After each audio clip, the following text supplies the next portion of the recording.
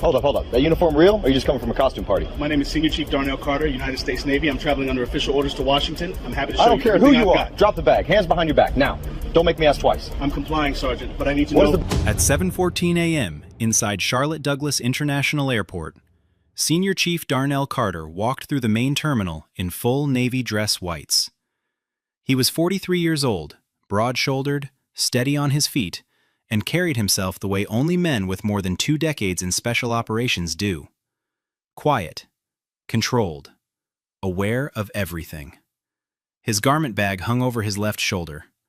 A leather folder with official travel orders was tucked under his right arm. He was heading to Washington, D.C., where in less than 24 hours he would stand before a room of flag officers and receive the Navy Distinguished Service Medal, one of the highest non-combat honors the service could give. His record spoke for itself. 6 combat deployments, a Purple Heart earned in a firefight most Americans would never hear about, a Bronze Star with Valor for actions classified above his own pay grade. He had spent the better part of his adult life in places the government didn't acknowledge, doing work that kept people safe while they slept. He had bled for his country more times than most people had filed taxes. That morning, he was just a man catching a connecting flight. His uniform was spotless, his ribbons were earned, his orders were signed, and none of it would matter to the officer watching him from across the terminal. Sergeant Kyle Brannigan had been with the Charlotte-Mecklenburg Airport Police for 18 years. He was 44, stocky, with a jaw that always seemed clenched and a posture that dared people to test him. On paper, he was a senior officer with commendations and a clean disciplinary record. Off paper, the picture looked very different. Over the past 14 years, 31 complaints had been filed against Brannigan. Excessive force, racial profiling, verbal intimidation, targeting black and brown travelers for stops that had no legal basis. Every single complaint had been reviewed internally and dismissed. Misunderstanding, inconclusive, unfounded. The language changed, but the outcome never did.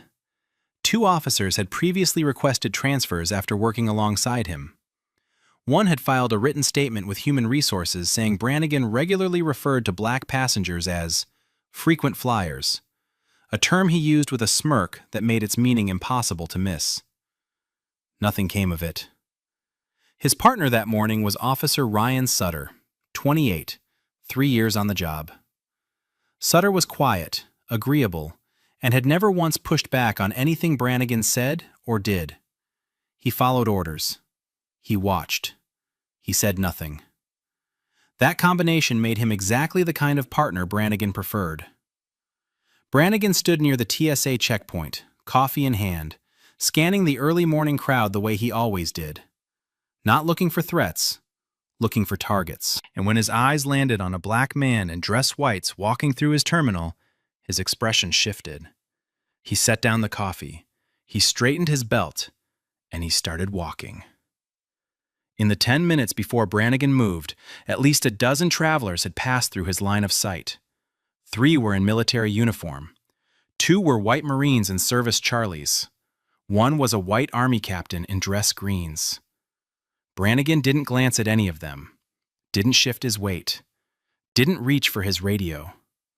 But when Darnell Carter walked past the coffee kiosk in dress whites, ribbons catching the overhead light, Brannigan stepped directly into his path. "Hold up! Where'd you get that uniform?" Carter stopped. His expression stayed neutral. The question registered, but his training held. He kept his hands visible, one on the garment bag strap, the other at his side. "I'm Senior Chief Darnell Carter, United States Navy. I'm on official travel." Brannigan's eyes moved slowly over the ribbons, the rank insignia, the creased white fabric. His lip curled slightly. "Yeah? You got ID for that?" Carter nodded. "Inside pocket. I'll get it for you. Keep your hands where I can see them." Carter didn't move.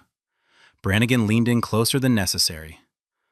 "A lot of guys like you buy this stuff online. Ribbons, patches, all of it.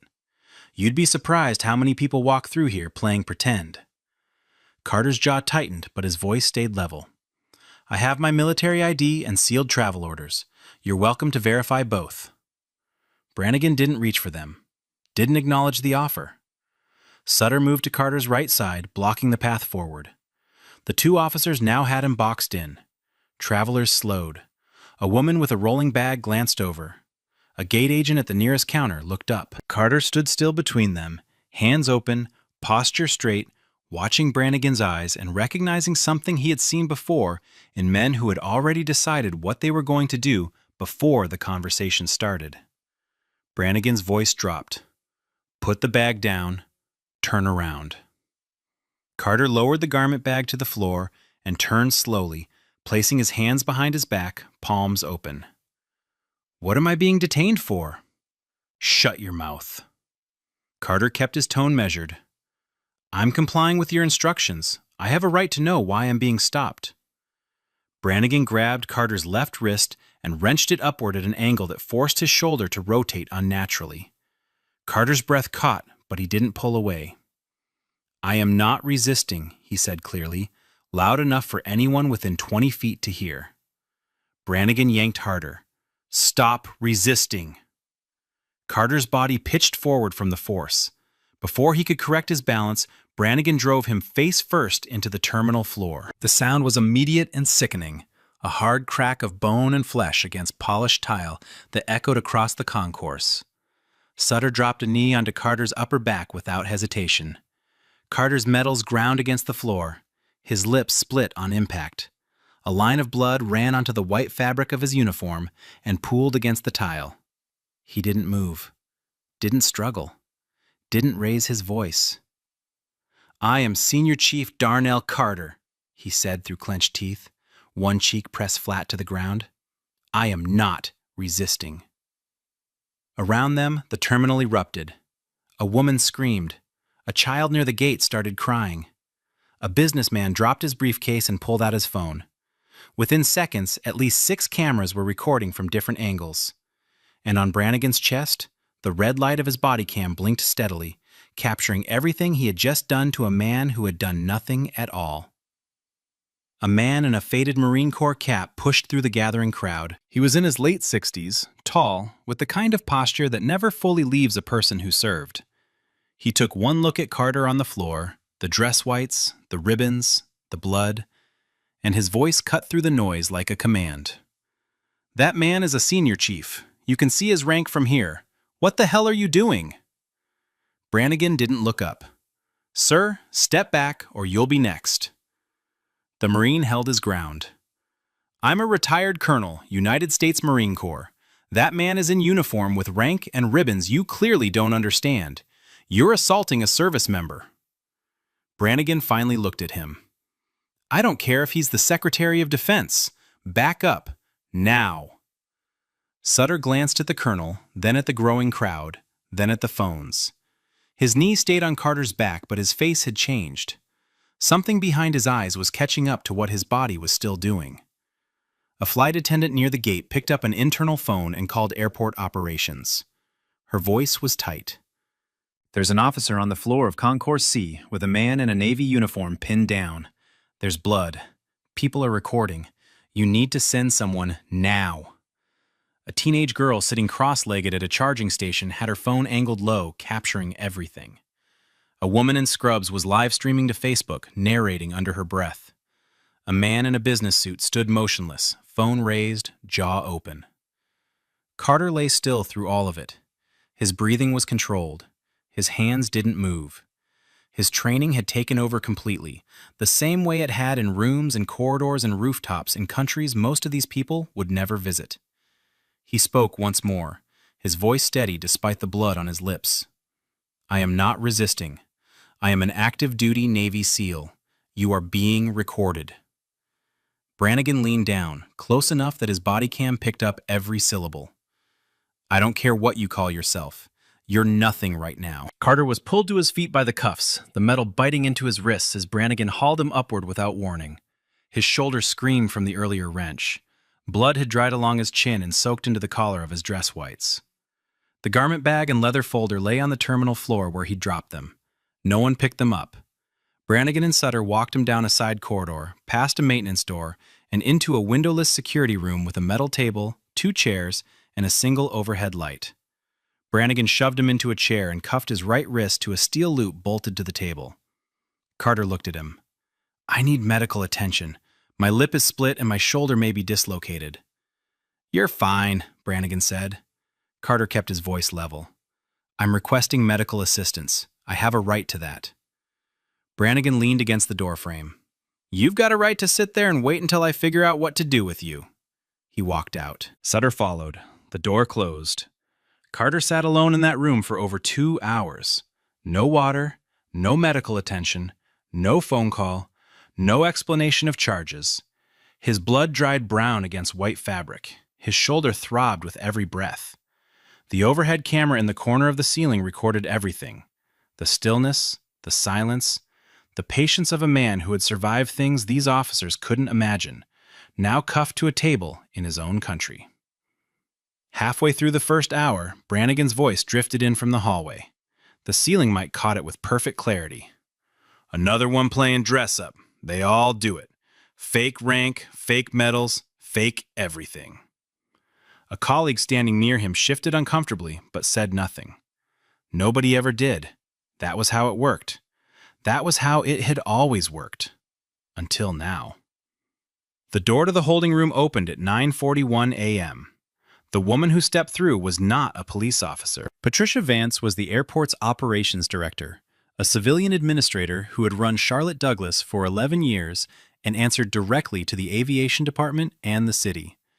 She had been pulled out of a morning briefing by a staff member who told her there was a situation in Concourse C involving a man in a military uniform, blood on the floor, and passengers recording on their phones. She walked into the room and stopped. Carter sat upright in the chair, wrist cuffed to the table, dried blood along his chin and collar, his dress whites stained and scuffed. His posture was still straight. His eyes were clear.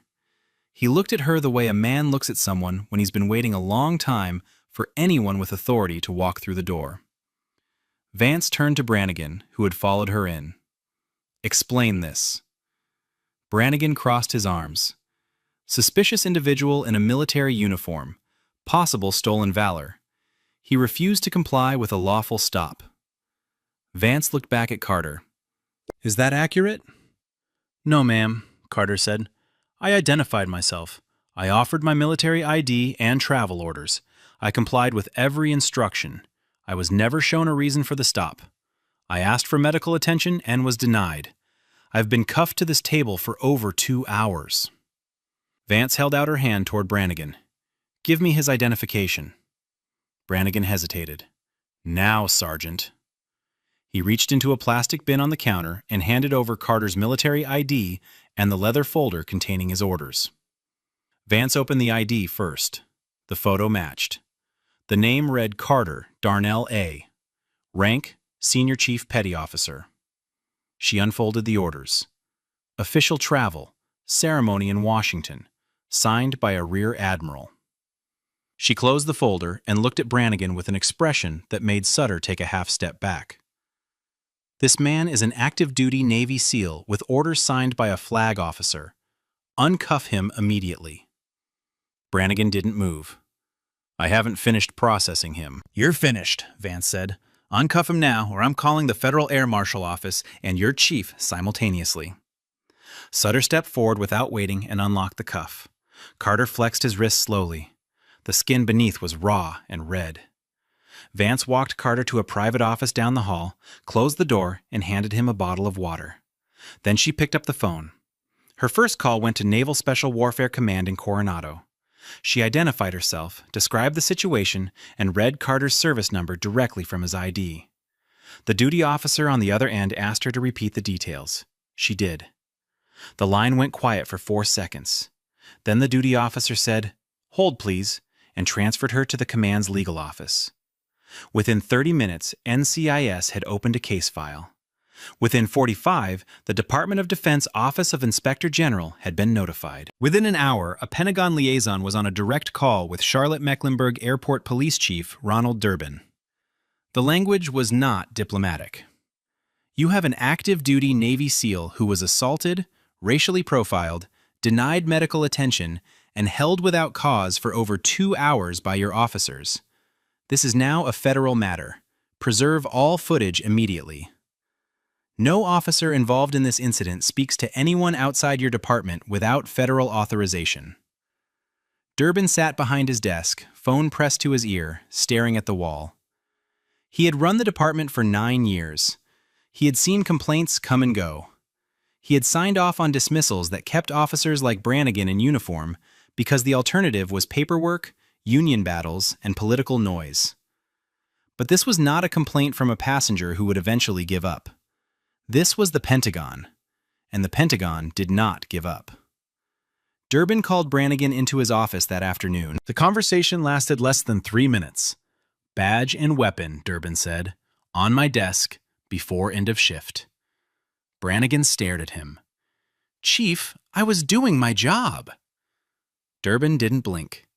"Your job just became a federal investigation. Badge, weapon, now." For the first time in 18 years, Kyle Brannigan unclipped his badge, set it on the desk, and walked out of the building without it. The evidence unit pulled the footage that same evening. Brannigan's body cam, Sutter's body cam. 6 terminal security cameras covering Concourse C from different angles. The holding room ceiling camera with audio. Every file was uploaded, time-stamped, and flagged. Internal Affairs received the first batch before midnight. A federal liaison received a secure copy by morning. The body cam footage from Brannigan was the worst of it. Not because the angle was dramatic, but because it was steady, clinical. It showed exactly what he saw when he approached Carter. A black man in dress whites walking through a terminal. It showed the stop, the tone, the proximity. It showed Brannigan's hand grabbing Carter's wrist and wrenching it upward. It captured the moment Carter's face hit the tile, the sharp crack of impact, the way his body went still. It recorded the blood appearing on white fabric. It recorded Brannigan's voice saying, "I don't care what you call yourself. You're nothing right now." Sutter's footage confirmed everything from a second angle. His camera showed Carter's hands open behind his back before the takedown. It showed Carter's mouth moving, repeating the words, "I am not resisting." It showed Sutter dropping his knee onto Carter's back without hesitation, without command, as if it were reflex. The terminal cameras were wider. They captured the crowd, the phones, the retired Marine colonel stepping forward, the flight attendant picking up the internal phone. They showed the 2 white Marines and service Charlies who had passed Brannigan minutes earlier without a glance. They showed the white Army captain who walked the same corridor untouched. And then they showed Carter, the only black service member in the frame, face down on the floor with 2 officers on top of him. But the holding room footage was what made the investigators go quiet. 2 hours and 14 minutes. Carter sitting still, wrist cuffed to the table, blood drying on his face. No one entering the room, no water, no medic, no phone. Just silence and a blinking camera in the corner, recording a man the system had decided didn't matter. An internal affairs investigator paused the playback and looked around the room. This isn't misconduct. This is assault and unlawful imprisonment. And it's on camera from 7 angles. Another investigator leaned back in his chair. Given who he is and who's already involved, this goes federal by morning. It already had. 2 days after the incident, a secure briefing was held inside the Pentagon. The room was small, windowless, and restricted to senior staff from the Office of the Secretary of Defense, the Department of Defense Office of General Counsel, and Naval Special Warfare Command Legal. A screen at the front of the room displayed a single still image pulled from Brannigan's body cam. It showed Carter's face pressed against the terminal floor, his lips split, blood on white fabric, Brannigan's knee planted between his shoulder blades. The ribbons on Carter's chest, including the Purple Heart and Bronze Star with Valor, were partially visible beneath the officer's weight. The room was silent for several seconds. A senior defense official spoke first. "Who is this man's commanding officer?" A staffer answered. "Captain Edward Knoll, Naval Special Warfare Group 4. He's been briefed. He's requesting the department take formal action on behalf of his operator." The official nodded. And the officers? 2, sir. Sergeant Kyle Brannigan, 18 years on the job, 31 prior complaints, all dismissed. His partner, Officer Ryan Sutter, 3 years, no independent action taken during the incident. The official stared at the image. This man has served on operations that will never carry his name. He has bled in places this country will never acknowledge. And 2 men with badges treated him like he was less than human in a public airport because of the color of his skin. This will be answered. Later that day, the Department of Defense released a formal public statement. It read in part, "The Department of Defense considers the treatment of Senior Chief Darnell Carter to be a grave violation of his civil rights and an affront to every man and woman who wears the uniform of the United States Armed Forces. We are cooperating fully with federal investigators and expect complete accountability at every level." Behind closed doors, the language carried more weight. A JAG officer stood before a room of Pentagon lawyers and said, "If this had happened overseas to a foreign national in our custody, we'd call it a violation of the Geneva Conventions.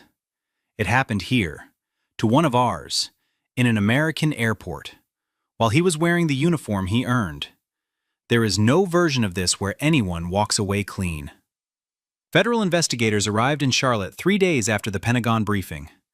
NCIS agents and a Department of Justice civil rights team set up in a conference room at the airport police headquarters and began pulling everything. Every complaint ever filed against Brannigan, every incident report he had written, every Bodycam file attached to his name, every internal affairs review that had cleared him, every email between supervisors that mentioned his conduct. What they found was not a single bad day. It was a system. 31 complaints over 14 years. Every one of them involved a black or brown traveler. The pattern was identical each time. A stop with no legal basis, aggressive language, physical intimidation, and a report filed afterward that described the encounter in terms designed to justify what had already happened. Resisted verbal commands, displayed hostile body language, matched a description. The same phrases recycled again and again, always accepted, never questioned. Bodycam footage from 14 prior incidents was still on file. Investigators reviewed each one. In 6 of them, Brannigan could be heard using language that federal prosecutors would later classify as racially motivated. In one, he told a black business traveler in a suit, "You people always have a story." In another, he grabbed a young black airman by the collar and shoved him against a wall for walking too slowly through a security corridor. The airman had filed a complaint. It was dismissed in 11 days. Internal emails made the picture worse. Chief Durbin had been personally copied on at least 9 complaints over the past 6 years. In each case, he had signed off on the dismissal without requesting additional review. A lieutenant named Grace Halpern had written a formal memo 2 years earlier warning that Brannigan was a liability waiting to explode and recommending he be reassigned to a non-public-facing role. The memo was acknowledged by Durbin's office. No action was taken. 3 former officers gave voluntary statements to federal investigators. One said, "Everyone on that force knew what Brannigan was. We watched it happen. We filed what we could. Nothing ever changed." Another said, "If you were black and you walked through his terminal, it was only a matter of time." A third, a woman who had transferred out after 7 months, said simply, "I left because I couldn't stand next to him and call myself a good cop."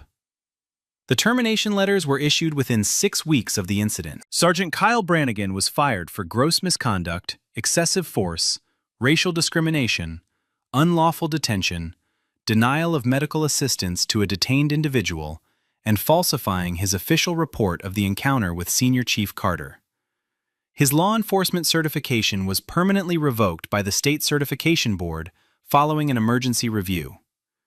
He was barred from holding any policing role in the state of North Carolina. Officer Ryan Sutter was terminated for failure to intervene during an unlawful use of force, failure to render aid to an injured detainee, and complicity in unlawful detention.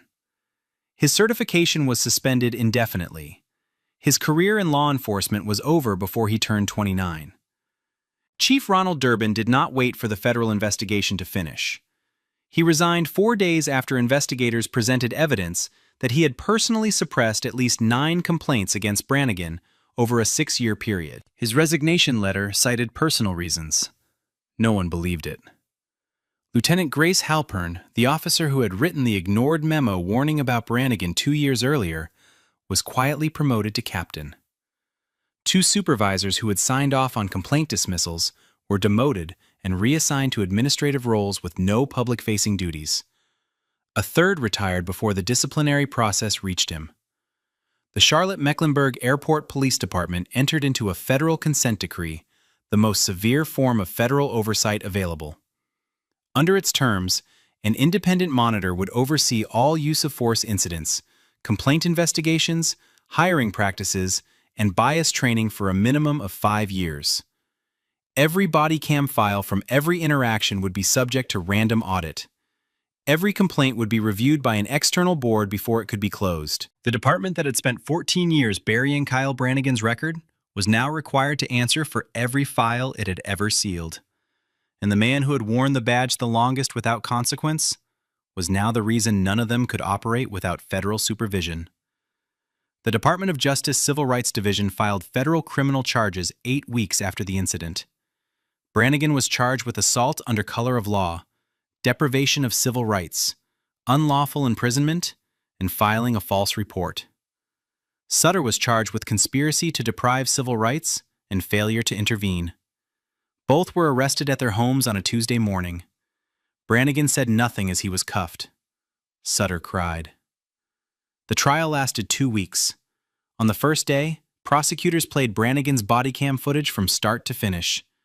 The courtroom watched Carter walk through the terminal, watched Brannigan step into his path, watched the stop, the language, the wrench, the slam, watched blood appear on white fabric.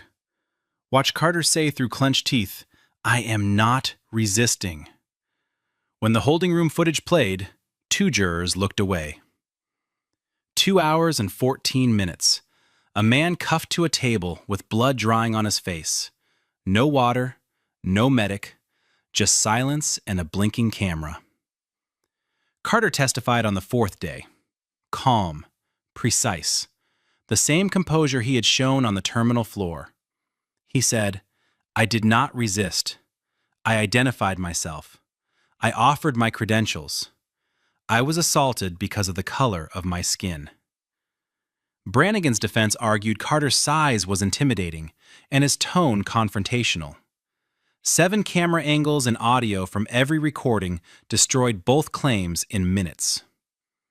The jury deliberated 4 hours. Guilty on all counts. Both men. The judge looked at Brannigan for a long time before speaking. "You did not protect and serve. You attacked and degraded. And you did it to a man who has given more to this country than you will ever understand." Brannigan received 6 years. Sutter received 2. Neither apologized. Neither showed remorse. Outside the courthouse, Carter stood on the steps in dress whites. He didn't speak to reporters. The footage had said everything.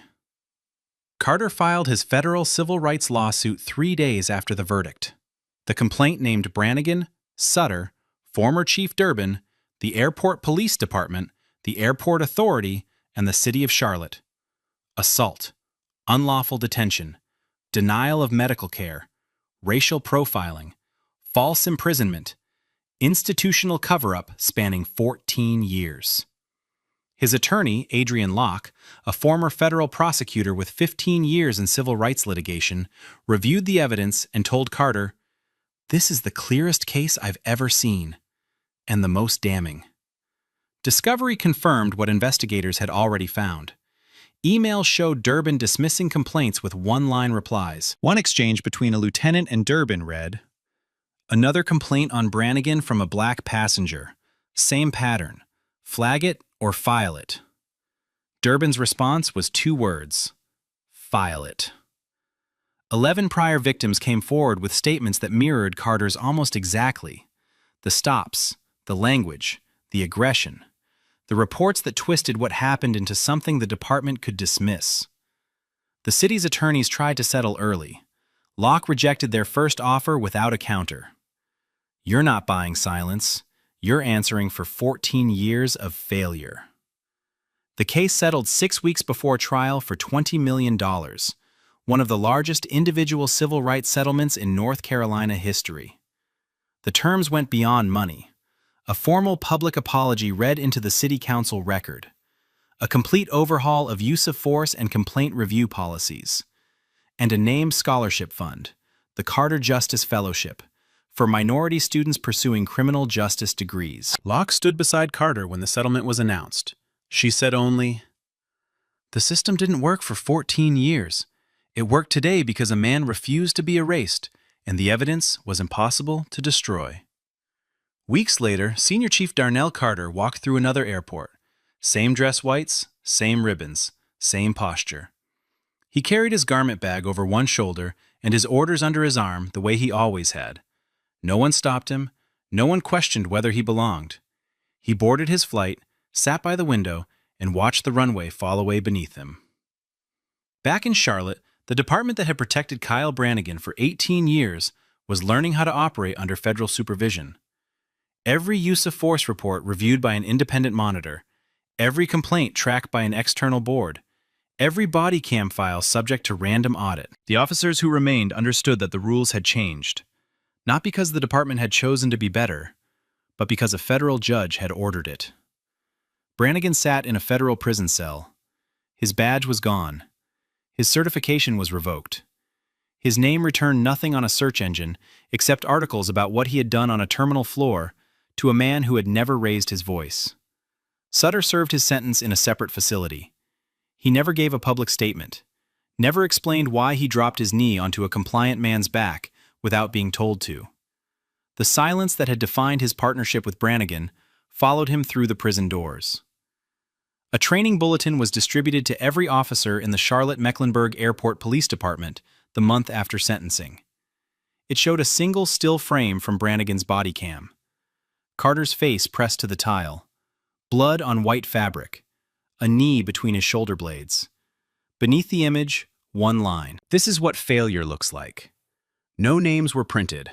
They didn't need to be. The careers were already gone. The badge numbers were already retired. And the man in the white uniform was still serving his country. Not because the system had protected him. This case was brutal, but the case on the right spirals completely out of control. Registered in your name? Federal judge. A $200,000 Maybach? You can Did you verify. hit the lottery, find a sugar daddy, or did your drug dealer boyfriend buy it for you before you got locked I up? purchased this vehicle with my own salary. I've been a federal judge for 11 years. 11. At 9:15 p.m. on a Friday evening, on a quiet residential boulevard just south of the Briarfield city limits, a brand new black Mercedes Maybach S-Class rolled through a green light at normal speed, signaling properly, staying perfectly in its lane. Behind the wheel was a black woman in her early 50s, dressed in a tailored charcoal blazer over a navy silk blouse. Her name was Vivian Alston Drake. She was 53 years old. She was a sitting judge on the United States Court of Appeals for the Fourth Circuit, one of the most powerful judicial positions in the country, one level below the Supreme Court. She had held the seat for 11 years, confirmed by the Senate, appointed by the President. Her rulings had shaped federal law across 5 states. She was driving home after a judicial conference dinner where she had delivered the keynote address. None of that would matter in the next 4 minutes. Officer Craig Dutton sat in his cruiser in a darkened turnout between 2 hedgerows, running plates on passing vehicles. He was 42 years old, 16 years on the force with the Briarfield Police Department, and known among certain colleagues as thorough, a word that meant something very different depending on who you asked.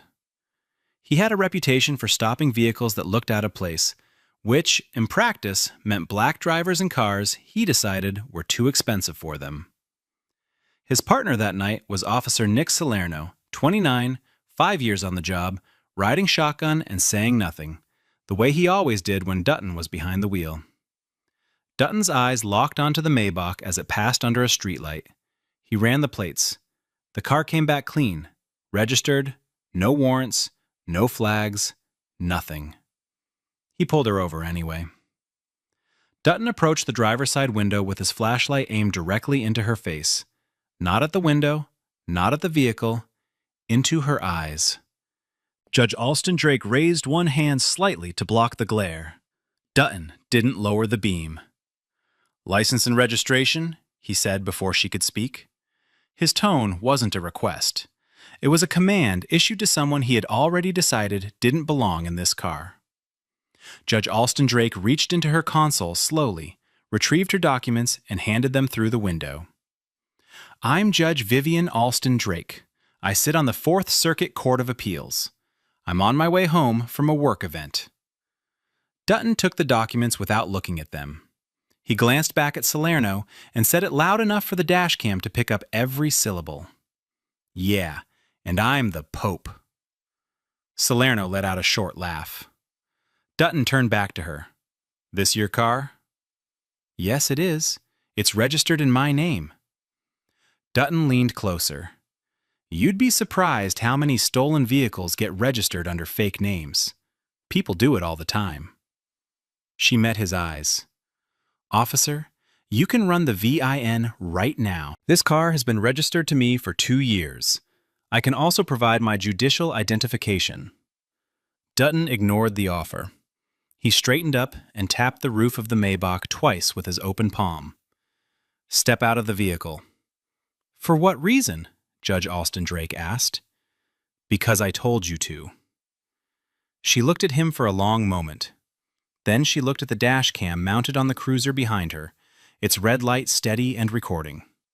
She unfastened her seatbelt, opened the door slowly, and stepped onto the curb, hands visible, every movement controlled. Across the street, a light turned on in a second-floor window. Someone had started recording. Judge Alston Drake stood on the curb with her hands at her sides, palms open, posture straight. She had stepped out of the vehicle without resistance, without raising her voice, without making a single movement that could be misread. Dutton didn't care. "Put your hands on the hood," he said. She looked at him. "On what grounds?" "You're being detained for investigation of a stolen vehicle." "Officer, you already ran the plates. The car is registered. It's clean. You know that." Dutton stepped closer. "I said hands on the hood." She complied, slowly, deliberately, palms flat against the warm metal of her own car. Salerno moved in behind her and began patting her down. His hands were rough, pulling at the blazer, pressing into her sides, running down her legs with more force than any standard procedure required. She stared straight ahead, jaw tight, saying nothing. While Salerno searched her, Dutton opened the rear door of the Maybach without asking and without consent.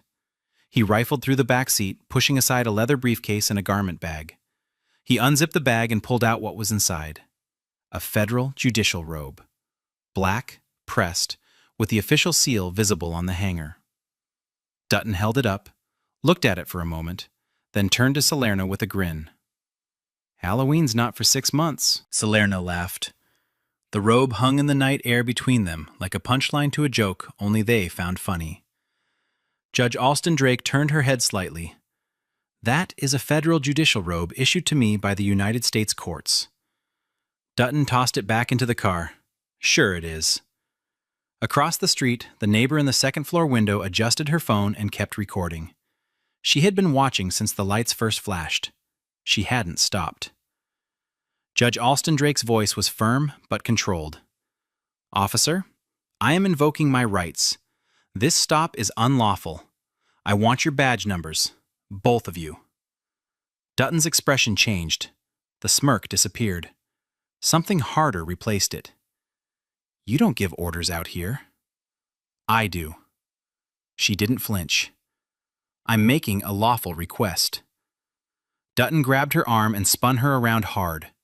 Her body hit the side of the Maybach and the momentum carried her forehead straight into the edge of the roof frame. The sound was sharp. A cut opened above her left eyebrow. Blood ran down the side of her face, catching the light from the cruiser's headlamps. She didn't cry out. She didn't resist. Her jaw locked. Her breathing stayed controlled. She pressed her lips together and stared at the hood of the car as Dutton wrenched her wrists behind her back and snapped the cuffs on. He cinched them tight, tighter than necessary. The metal dug into her skin. "You're under arrest," Dutton said. resisting arrest, obstruction of justice, suspicion of possession of a stolen vehicle. She had not resisted. She had not obstructed anything. The vehicle was hers. Every charge was fabricated, and every second of it was being captured. The dash cam on the cruiser recorded the entire sequence. The neighbor's phone across the street caught the angle from above. Salerno stood 2 steps back, weight shifting from one foot to the other, hands at his belt. He said nothing.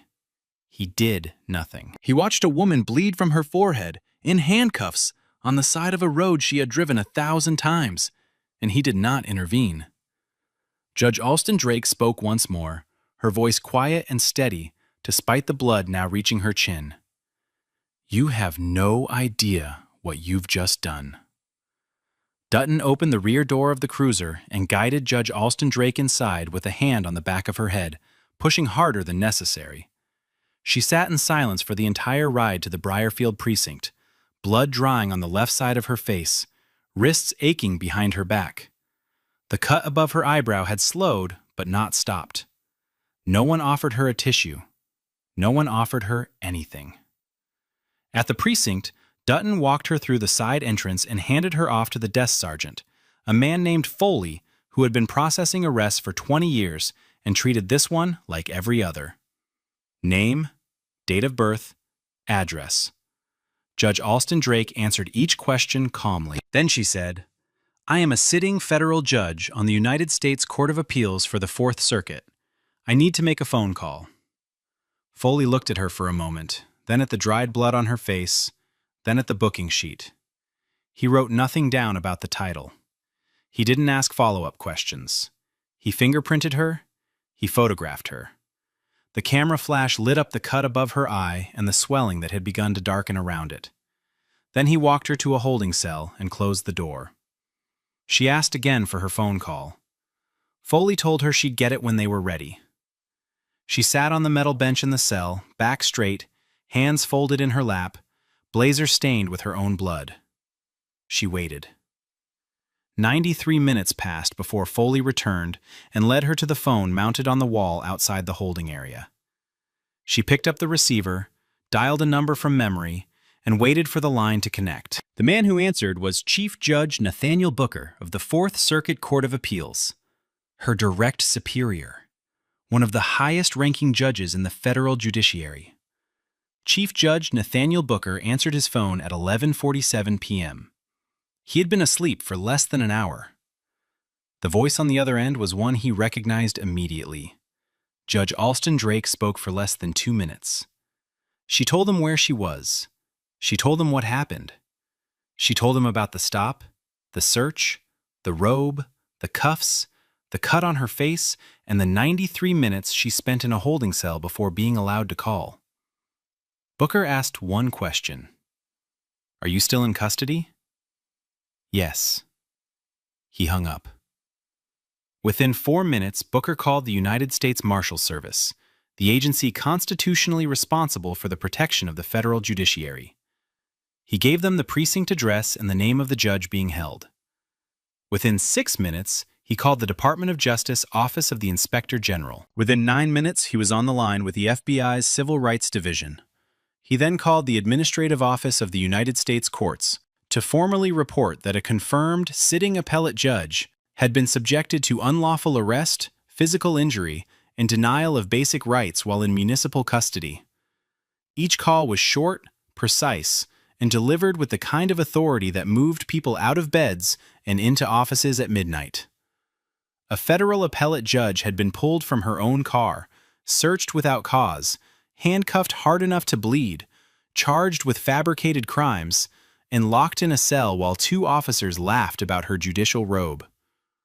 By midnight, phones were ringing in 3 federal agencies across Washington, D.C., and in the Briarfield precinct, where Dutton had already gone home for the night and Salerno was finishing his shift report, no one yet understood that what had happened on that quiet boulevard was no longer a local arrest. It was a federal crisis. At 12:20 a.m., 2 men in dark suits walked through the front entrance of the Briarfield precinct and placed federal credentials on the front desk. United States Marshal Service. We're here for Judge Vivian Alston Drake. Release her immediately. The officer at the desk stared at the badges, then at the men, then picked up the phone. Lieutenant Gavin Price, the night shift commander, came out of the back hallway within a minute. He was in his late 40s, career law enforcement, and in all his years he had never had U.S. Marshals standing in his lobby at midnight. He asked what this was about. One of the marshals repeated it. "You are holding a sitting federal appellate judge. She is to be released now." Price went to the booking log. He pulled Dutton's arrest report. He read the charges: resisting arrest, obstruction, stolen vehicle. Then he pulled the dash cam footage and went into his office. He closed the door. He was inside for 11 minutes. When he came out, the color had drained from his face. He looked at the desk sergeant. "Release her, now." Then he picked up the phone and called Dutton and Salerno at their homes. "Both of you, back to the station, tonight." Judge Alston Drake walked out of the holding area, still wearing the blazer, stained with her own blood. One of the marshals stepped forward. "Your Honor, are you all right?" She nodded once. The second marshal took out a camera and began photographing her injuries. The cut above her left eyebrow, now swollen and dark. The bruising on both wrists where the cuffs had been cinched too tight. The abrasions on her palms from where Salerno had pressed her hands into the hood. Each photograph was time-stamped. Each one would become evidence. Judge Alston Drake stood still through all of it, the same composure she had carried from the moment Dutton first aimed his flashlight into her eyes. The FBI secured all dash cam and body cam footage from both officers before sunrise. The files were copied, cataloged, and transferred to a secure federal server. No edits, no gaps, no malfunctions. Every second accounted for. The footage showed everything. It showed Dutton running the plates before the stop and the screen returning clean. It showed him pulling her over anyway. It showed the flashlight in her face, the demand for documents, the moment she identified herself as a federal judge. It showed Dutton turning to Salerno and saying, "Yeah, and I'm the Pope." It showed the pat-down. It showed Dutton opening the rear door without consent, unzipping the garment bag, holding up the judicial robe, and laughing. Halloween's not for 6 months. It showed him spinning her into the car frame. It showed the blood. It showed Salerno standing behind them, doing nothing. And it showed every fabricated charge being spoken aloud into the night air as if they were fact. Internal Affairs was ordered to pull Dutton's full service record. What came back was a history the department had spent years choosing to ignore.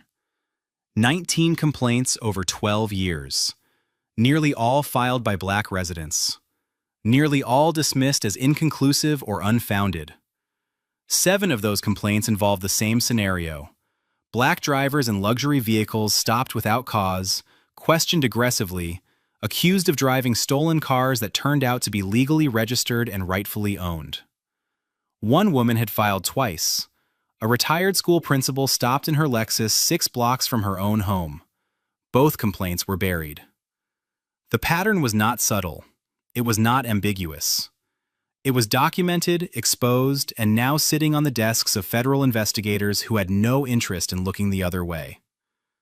Within 24 hours, Officer Craig Dutton was placed on unpaid suspension. His badge was collected, his firearm was confiscated. His access to department systems was revoked. Salerno received the same. Neither officer was given a timeline for return. Dutton sat in his kitchen that afternoon and called his union representative, a man named Philip Correa, who had handled grievances and disciplinary defenses for 18 years. Dutton walked him through the stop, the search, the arrest. He spoke with the tone of a man who still believed he had done nothing wrong. When he finished, the line was quiet. Correa finally spoke. "Craig, she's a federal appellate judge." Dutton said nothing. Correa continued, "This isn't a complaint from a citizen we can negotiate down. This is the federal judiciary. The FBI is involved. The marshals showed up at your station. I'll represent you through the process, but I need you to understand something. This is beyond what the union can protect." Dutton hung up without responding. By day 2, a spokesperson for the Fourth Circuit Court of Appeals confirmed to local media that a sitting appellate judge had been unlawfully arrested, physically injured, and held in a municipal facility without cause. By day 3, Dutton's name was public. His department photograph circulated across news sites and social media. The neighbor who had recorded from her second-floor window uploaded her footage. It showed the stop from above, the pat-down, the moment Dutton held up the robe and laughed, the arrest, the blood. The video reached 2 million views in 48 hours.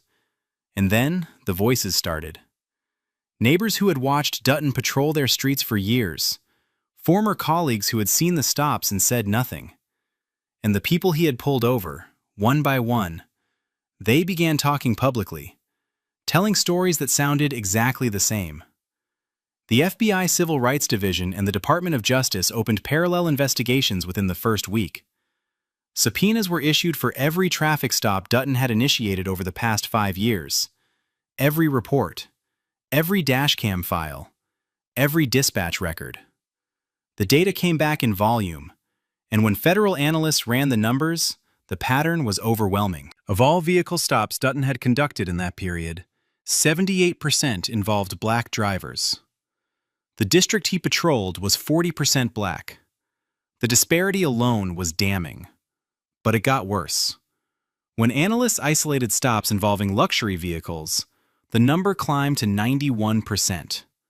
9 out of every 10 drivers Dutton pulled over in a high-end car were black.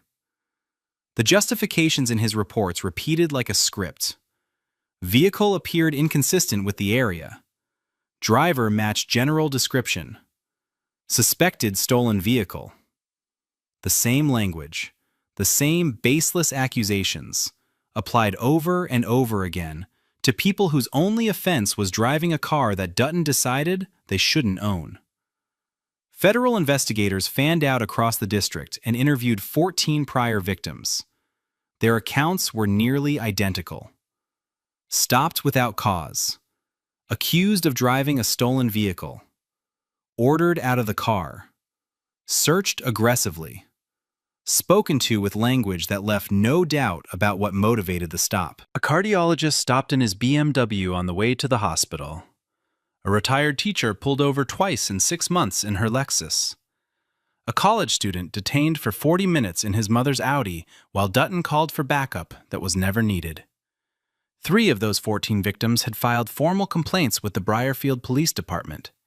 All 3 complaints had been marked as unfounded and buried in departmental files.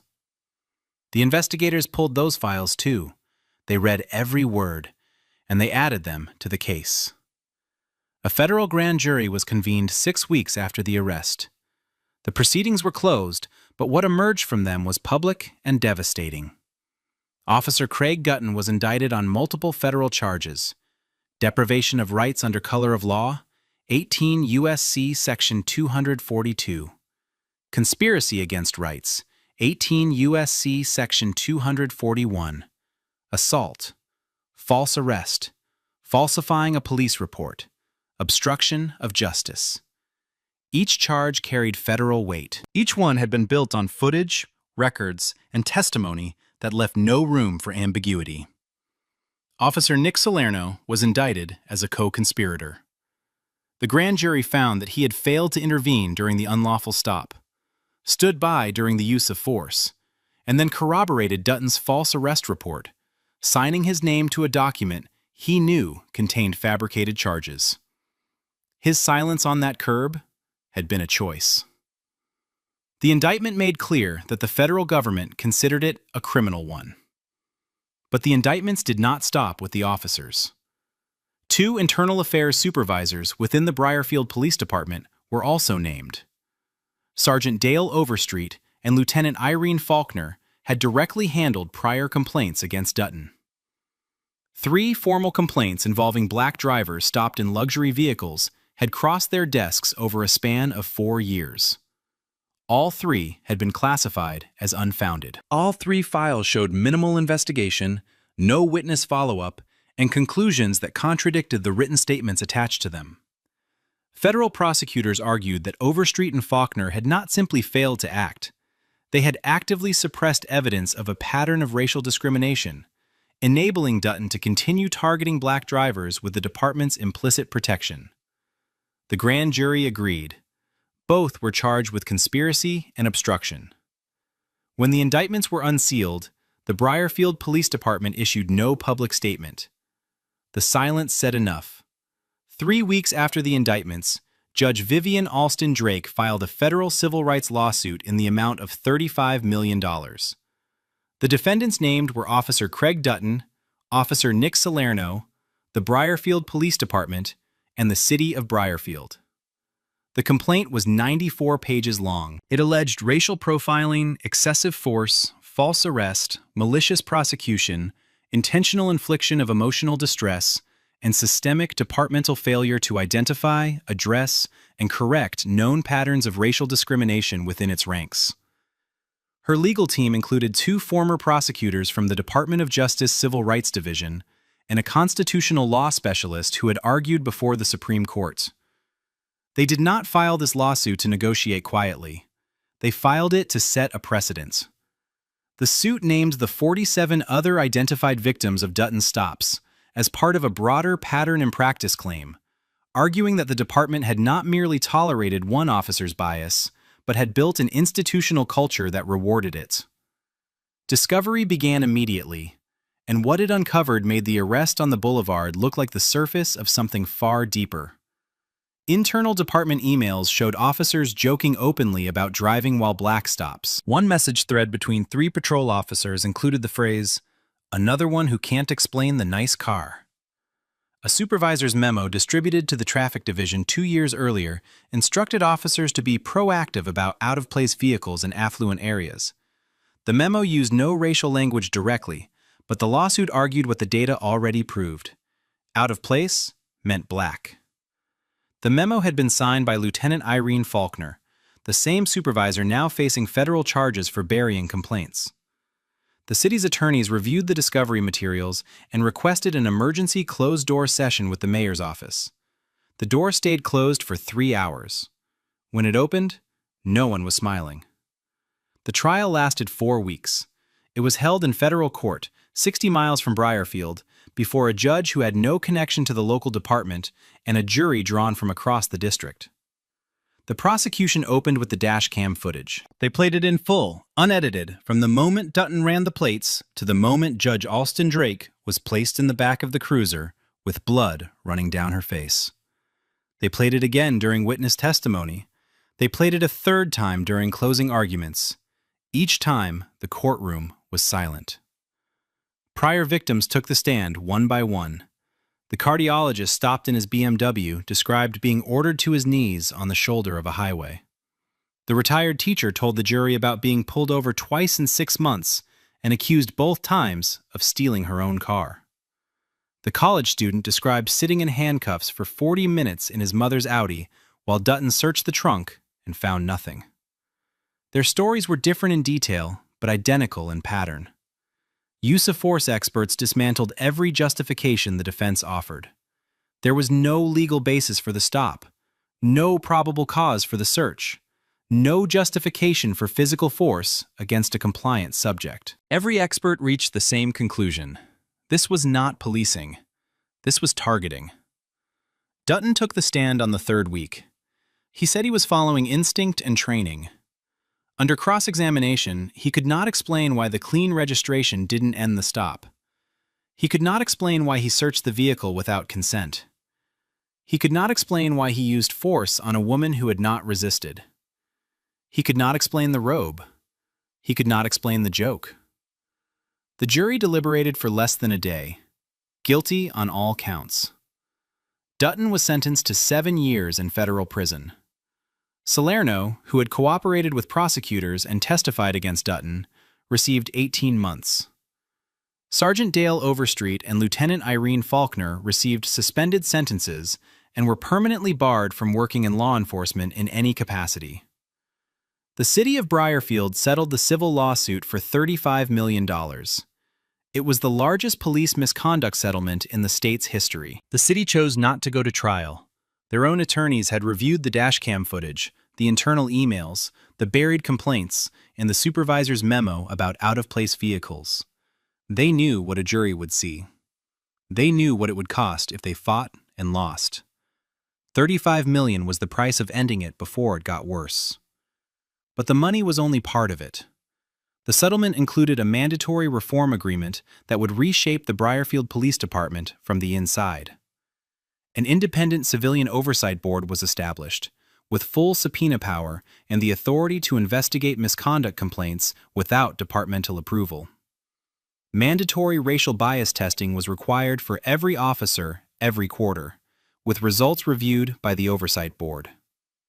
The department's traffic stop policies were overhauled entirely.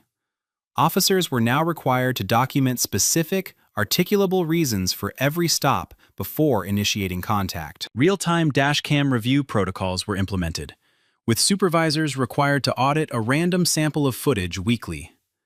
A public database of officer complaint histories was created, accessible to any citizen, searchable by name, badge number, and incident type.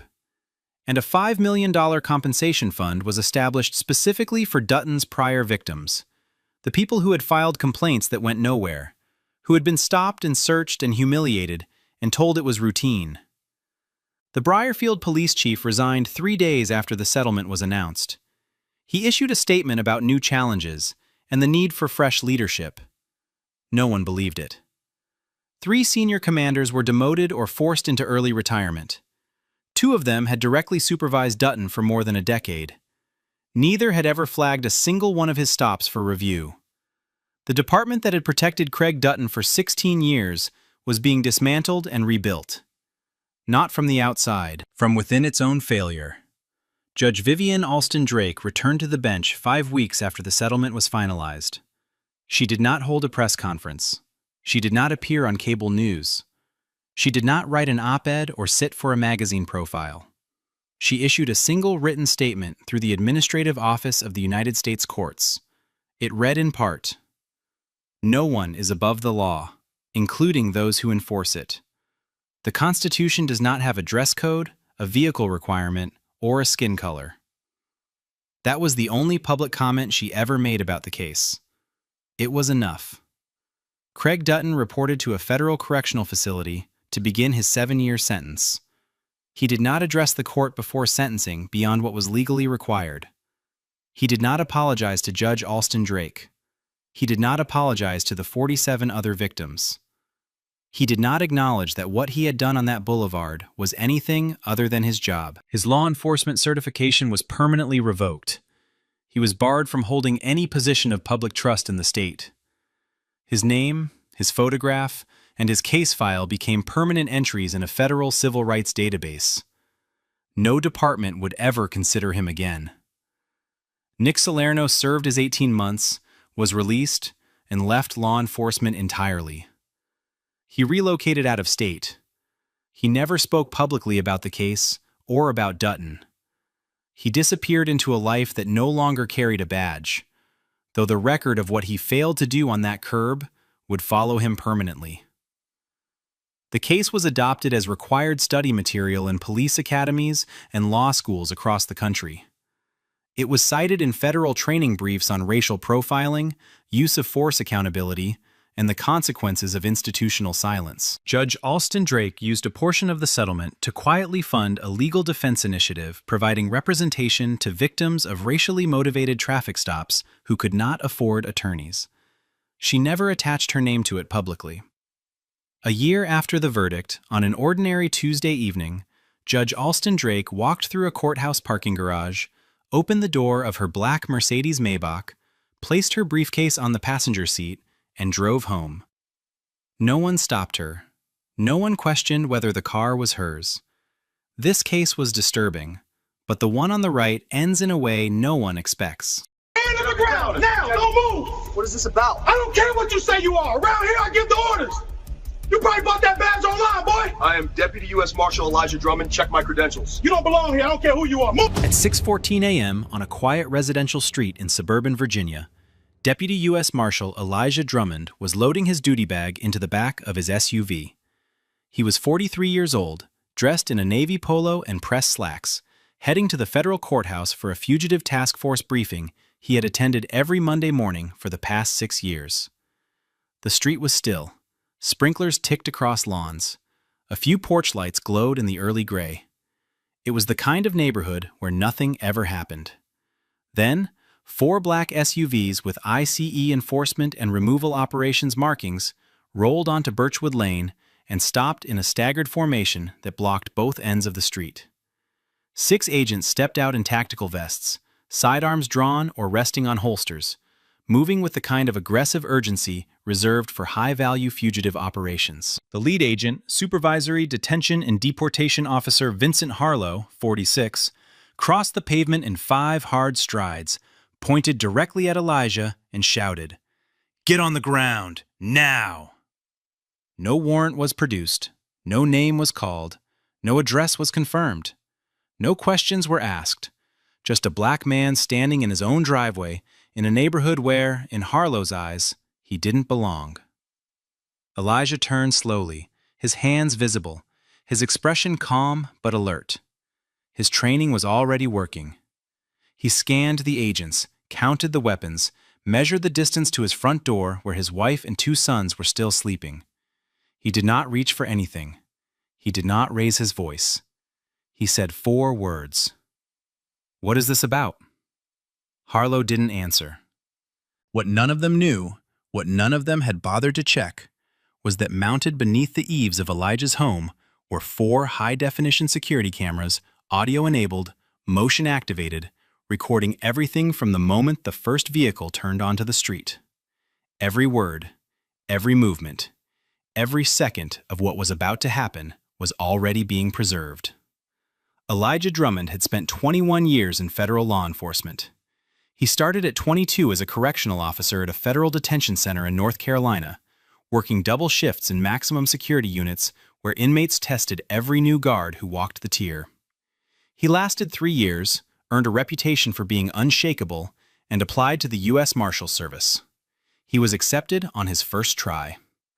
Over the next 18 years, he climbed through the ranks with the kind of steady, unspectacular discipline that defined the best federal officers. He worked prisoner transport, courthouse security, and witness protection assignments before landing on a district fugitive task force that operated alongside the FBI, DEA, and ATF. He had personally arrested more federal fugitives than most agents would see in an entire career. The Department of Justice had commended him twice, once for a multi-state manhunt that ended without a single shot fired, and once for a protective detail he ran for a federal judge who had received credible death threats. At home, he lived in a 4-bedroom house on Birchwood Lane with his wife Corinne, 40, a school principal known across the district for turning around 2 underperforming elementary schools. Their sons, Nolan, 14, and Isaiah, 11, played football and brought home honor roll certificates that covered half the refrigerator door. The Drummonds were one of 3 black families on the block. Their neighbors knew them, respected them. Elijah coached youth football on weekends and helped organize the annual block party every 4th of July. He was, by every measure anyone cared to use, the kind of man who represented the absolute best of federal service. And none of that mattered to the 6 agents standing in his driveway, because they never asked.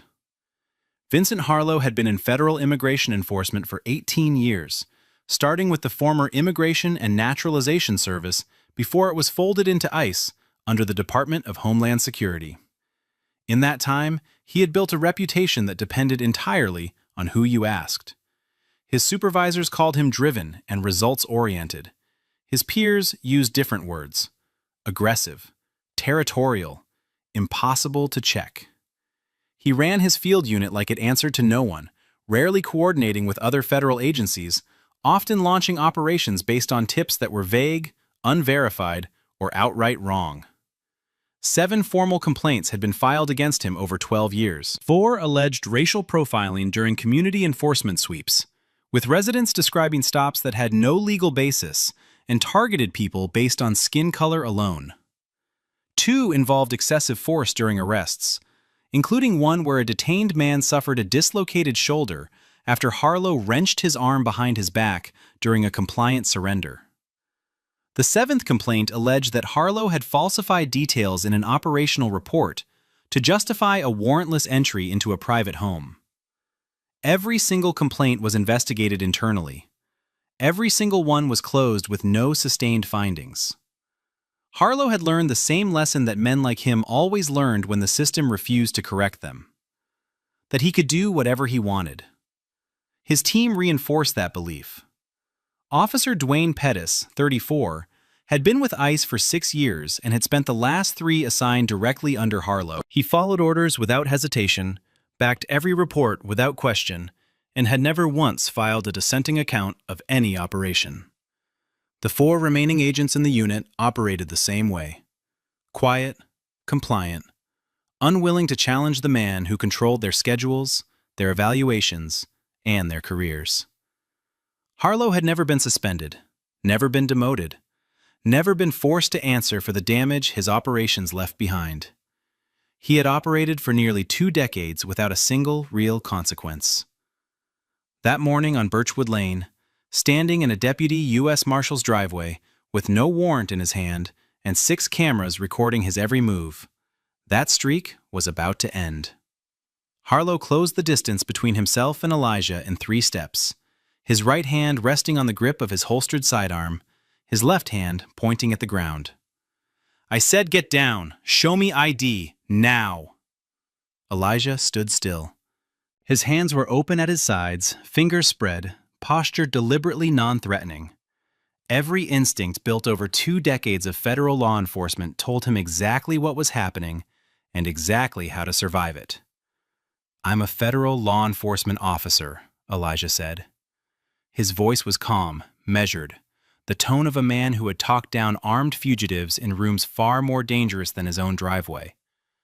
"I need to know what this is about." Harlow ignored him. "Put your hands on the vehicle. Turn around." Elijah didn't move. "Is there a warrant?" Harlow's jaw tightened. "We're conducting an immigration enforcement operation. You match a target description." "What target?" Elijah asked. "What name? What address?" Harlow said nothing. Behind Elijah, Pettis moved into position, cutting off the path to the front door. The 4 other agents spread across the driveway in a loose half-circle, hands on belts, eyes locked on the one man they had all apparently decided was the threat. Elijah looked directly at Harlow. His voice did not waver. "I am Deputy U.S. Marshal Elijah Drummond. My credentials are inside my vehicle. My badge is in my duty bag. You are standing in my driveway at my home where I have lived for 9 years." Harlow stared at him. The home security cameras captured what came next with perfect clarity. The audio was unmistakable. Harlow leaned forward, close enough that Elijah could feel the words on his face. "I don't care what you say you are. Around here, I give the orders." And in that moment, on his own property, in front of his own home, a 21-year federal officer with more service than every agent on that driveway combined was told that none of it mattered. Harlow moved without warning. His left hand shot forward, locked around Elijah's right wrist, and twisted it hard behind his back. The motion was fast, violent, and entirely unnecessary against a man who had not moved, had not raised his voice, had not done a single thing that any reasonable officer could interpret as resistance. Elijah's shoulder torqued under the pressure. He did not swing. He did not pull away. His voice stayed controlled even as pain flared through his arm. "You are assaulting a federal officer." Pettis was already moving. He grabbed Elijah's left arm from the other side and wrenched it back. Together, the 2 agents drove Elijah forward and slammed him face down onto the hood of his own SUV. The impact was hard enough to dent the metal. Elijah's forehead struck the edge of the roof rack with a sound that carried across the quiet street, sharp and unmistakable. A gash opened above his left eye. Blood ran immediately, streaking down the side of his face and onto the polished surface of the vehicle he had washed the day before in his own driveway on a Sunday afternoon while his sons played basketball 10 feet away. Harlow cuffed him. The metal bit into Elijah's wrists. He did not struggle. He lay still on the hood of his truck, bleeding, breathing through his nose, staring at the blurred reflection of tactical vests and drawn weapons in the paint. Behind them, one of the younger agents opened the rear door of the SUV and pulled out Elijah's duty bag. He unzipped it. Inside was a U.S. Marshal Service badge in a leather case, a federal credential with Elijah's photograph and full title, a service-issued firearm in a locked holster, a courthouse access card with his name, rank, and agency printed across the front. The agent held up the badge and froze. He looked at Harlow. Harlow glanced at it. His eyes lingered for half a second. Then he looked away. He did not remove the cuffs. He did not call for a medic. He did not apologize. He said 2 words. "We'll sort it out." And Elijah Drummond, a 21-year deputy U.S. Marshal with 2 Department of Justice commendations, remained face down on the hood of his own vehicle, bleeding from his own forehead, cuffed with his own hands behind his back, in his own driveway. The sound carried. The slam of a body against metal, the shouting, the sharp commands echoing off the quiet homes of Birchwood Lane at an hour when most families were still finishing breakfast. Franklin Gaines heard it first. He was 68 years old, a retired Marine colonel who had served 30 years, including 2 combat deployments, and he lived directly across the street from the Drummonds. He had known Elijah for 9 years. They shared beers on the 4th of July. Their sons had played on the same football team. Gaines stepped onto his porch and saw Elijah, face down on the hood of his SUV, blood running from above his eye, wrists cuffed behind his back, surrounded by 6 agents in tactical vests. His reaction was immediate. "That man is a United States Marshal. What the hell are you doing?" Harlow turned toward him. "Sir, go back inside. This doesn't concern you." Gaines didn't move. He reached into his pocket, pulled out his phone, and began recording. "It concerns me when federal agents assault my neighbor in his own driveway." 2 houses down, Susan Pratt, 55, a registered nurse, stepped outside in a bathrobe. She saw the blood on Elijah's face before she saw anything else. "That man is injured. He needs medical attention. Let me help him." "Stay back, ma'am," Pettis called out. "This is an active operation." From an upstairs window on the other side of the street, a retired schoolteacher named Helen Corley began recording silently on her tablet, capturing the full width of the driveway from an elevated angle that showed every agent, every vehicle, and every second of what was happening to a man she had watched coach neighborhood children for nearly a decade. Then the front door opened. Corinne Drummond stood in the doorway. She saw the tactical vehicles. She saw the agents. She saw her husband bleeding and cuffed on the hood of his own truck. The scream that came from her was not theatrical. It was the sound of a woman watching the one thing she feared most happen in real time. Behind her, Isaiah appeared. He was 11 years old, still in pajamas, and when he saw his father on the ground with blood on his face, he began to cry. Nolan, 14, stepped past his mother. His face was tight, his eyes locked on the agents. He did not cry. He pulled out his phone and started recording. And on every camera, from every angle, the evidence continued to build. Harlow grabbed Elijah by the cuff chain and pulled him off the hood. Blood from the gash above his eye had reached his chin, dripping onto his polo collar in a pattern the cameras captured with devastating clarity. Harlow walked him to the rear of an ICE vehicle and pushed him inside. Elijah's head nearly struck the doorframe. Then Harlow turned to his team. Secure the scene. That meant one thing. Stop the recording. Pettis crossed the street toward Franklin Gaines, phone raised and steady on his porch. "Sir, stop filming or you'll be arrested for obstruction." Gaines didn't flinch. "You just assaulted a federal officer in his own driveway."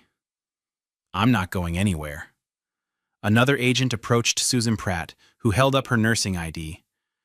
"That man is bleeding from a head wound. I'm a medical professional. Let me assess him." She was told to leave. She didn't. From her upstairs window, Helen Corley kept recording in silence, her tablet propped against the glass at an angle none of the agents had noticed. Inside the vehicle, Elijah sat upright, blood still running down the left side of his face, and spoke with the calm certainty of a man who understood federal law better than anyone on that driveway. You need to contact the United States Marshal Service immediately. You have made a serious error, and it is getting worse by the minute. The agent nearest the door shifted his weight but said nothing. Outside, Harlow leaned toward Pettis, his back to the nearest camera, but not far enough to escape the audio. He probably bought that badge online. The microphone captured every syllable, every ounce of contempt. And inside the house, behind a door that had just closed, Corinne Drummond was already reaching for her phone. Corinne's hands were shaking, but her voice was not. She dialed the U.S. Marshal Service District Office from memory. A number saved under a name Elijah had told her to use if anything ever went wrong. She had never called it before. She identified herself, gave Elijah's badge number, his rank, his assignment, and described what was happening. "My husband is in handcuffs in the back of an ICE vehicle. He's bleeding from his head. They slammed him onto his own truck. There is no warrant. Our children are watching." 45 seconds later, Chief Deputy U.S. Marshal Raymond Booker was on the line. He was 56, a 28-year veteran who had little patience for incompetence and none for abuse. He listened for 60 seconds and said 5 words: "Do not hang up." Within 4 minutes, Booker had ICE's Regional Field Office Director on the phone. "You have one of my deputies in cuffs in his own driveway. He is bleeding. There is no warrant. Fix this in 5 minutes, or I'm calling the Inspector General, the DOJ Civil Rights Division, and every federal authority with jurisdiction." 3 minutes later, Harlow's phone rang. He listened. The color left his face. He walked to the vehicle, opened the door, and removed the cuffs without a word. No apology, no explanation. Elijah stepped out, wiped blood from his eye, and looked at Harlow for a long moment. Then he turned, walked across his own driveway, up his own steps, and to his wife, standing on the porch, with one arm around each of their sons. The door closed. On Birchwood Lane, 6 ICE agents stood in a driveway that was not theirs, next to a vehicle they had dented, surrounded by witnesses they had tried to silence, holding the wreckage of careers that were already over. They just didn't know it yet. The machinery of federal accountability moved fast when one of its own was on the ground bleeding. Within 3 hours of the incident, the U.S. Marshal Service had formally requested every piece of evidence connected to the operation on Birchwood Lane. All body camera footage from every agent present, all operational planning documents, all communication logs. The source of the tip that brought 6 agents to a deputy marshal's driveway, and the warrant, which did not exist, because there was no warrant. There had never been one. Elijah's home security system delivered what the federal request could not yet provide: 4 cameras, 4 angles, high-definition video with continuous audio covering the full duration of the encounter, from the moment the first ICE vehicle turned onto the street to the moment Harlow removed the cuffs. Franklin Gaines submitted his phone recording and a written statement. Susan Pratt did the same.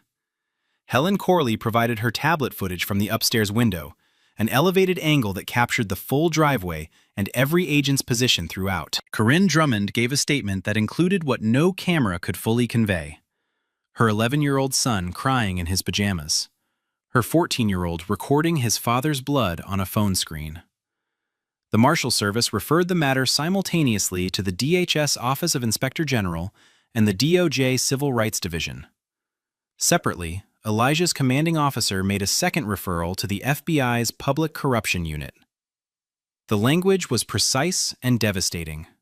Federal agents may have filed false operational documents, assaulted a sworn federal officer, attempted to suppress witness recordings, and conducted a warrantless seizure in direct violation of the Fourth Amendment. By nightfall, 3 federal agencies were investigating 6 ICE agents, and the evidence was already overwhelming. Federal investigators started with the tip. The call that Harlow had used to justify rolling 6 agents and 4 tactical vehicles onto a residential street at 6 a.m. was a vague, anonymous report about a suspicious foreign male at 4412 Maple Court. The description referenced a male in his late 20s, approximately 5'7", with a heavy accent. Elijah Drummond was 43, stood 6'2", was born in Richmond, Virginia, and had lived at 4,638 Birchwood Lane for 9 years. Not the same street, not the same block, not even close. Investigators pulled Harlow's operational file for the morning. There was no proper plan, no supervisory authorization, no pre-operation briefing documented, no database check on the target address, no coordination with any other agency. Harlow had taken an unverified, anonymous call, skipped every required step, and launched a tactical operation against a home he had never confirmed was connected to anything. When investigators widened the scope, the pattern became impossible to ignore. Over the previous 3 years, Harlow had conducted 16 operations based on similarly unverified tips. Every single one targeted a home in a predominantly minority neighborhood. 11 resulted in unlawful detentions of individuals who had no connection to any immigration violation. 0 produced an actual arrest. Not one. Pettis had been present for 9 of those 16 operations. In every case, he filed supplemental reports that supported Harlow's version of events, using language so similar across reports that investigators flagged it as coordinated. The picture was no longer a single bad morning. It was a system. A pattern of warrantless, racially targeted operations run by an agent who had never been checked, backed by a subordinate who had never said no, and ignored by supervisors who had never looked closely enough to see what was right in front of them. The DHS Inspector General's preliminary report landed like a detonation. It described Harlow's unit as operating with reckless disregard for constitutional protections and a documented pattern of racially selective enforcement. The language was not cautious. It was not hedged. It was the kind of finding that ended not just careers, but entire command structures. The DOJ Civil Rights Division opened a formal investigation under 18 U.S.C. Section 242, Deprivation of Rights under Color of Law. The FBI's Public Corruption Unit added a parallel track focused on falsification of federal documents, citing the operational reports Harlow and Pettis had filed across 16 operations that bore no resemblance to what actually occurred. ICE headquarters in Washington received a classified briefing. The room included senior officials, agency attorneys, and a liaison from the Department of Homeland Security's Office of General Counsel. A senior official looked at the still frame from Elijah's home security camera, a deputy U.S. Marshal face down on his own vehicle, bleeding, cuffed, his children visible in the doorway behind him, and said what everyone already knew. He put hands on a deputy U.S. Marshal, in his driveway, in front of his children, with cameras rolling. This is not survivable. Harlow and Pettis were placed on immediate unpaid suspension. Their credentials, firearms, and badges were confiscated the same afternoon. The 4 remaining agents from the unit were placed on administrative leave pending individual review. None were permitted contact with Harlow or Pettis. None were permitted access to agency systems. The federal government was no longer reviewing what happened on Birchwood Lane. It was dismantling the unit that caused it. Elijah required 6 stitches above his left eye. The gash from the roof rack left a scar that would fade, but never fully disappear. His right wrist was sprained from the cuffing, swollen enough that he wore a brace for 2 weeks. But the physical injuries were the smallest part of what Harlow's team left behind. Isaiah was 11. He stopped going outside in the mornings. He asked to be driven to school instead of walking to the bus stop, something he had done independently since 3rd grade. He told his school counselor that he was afraid men with guns would come to the house again.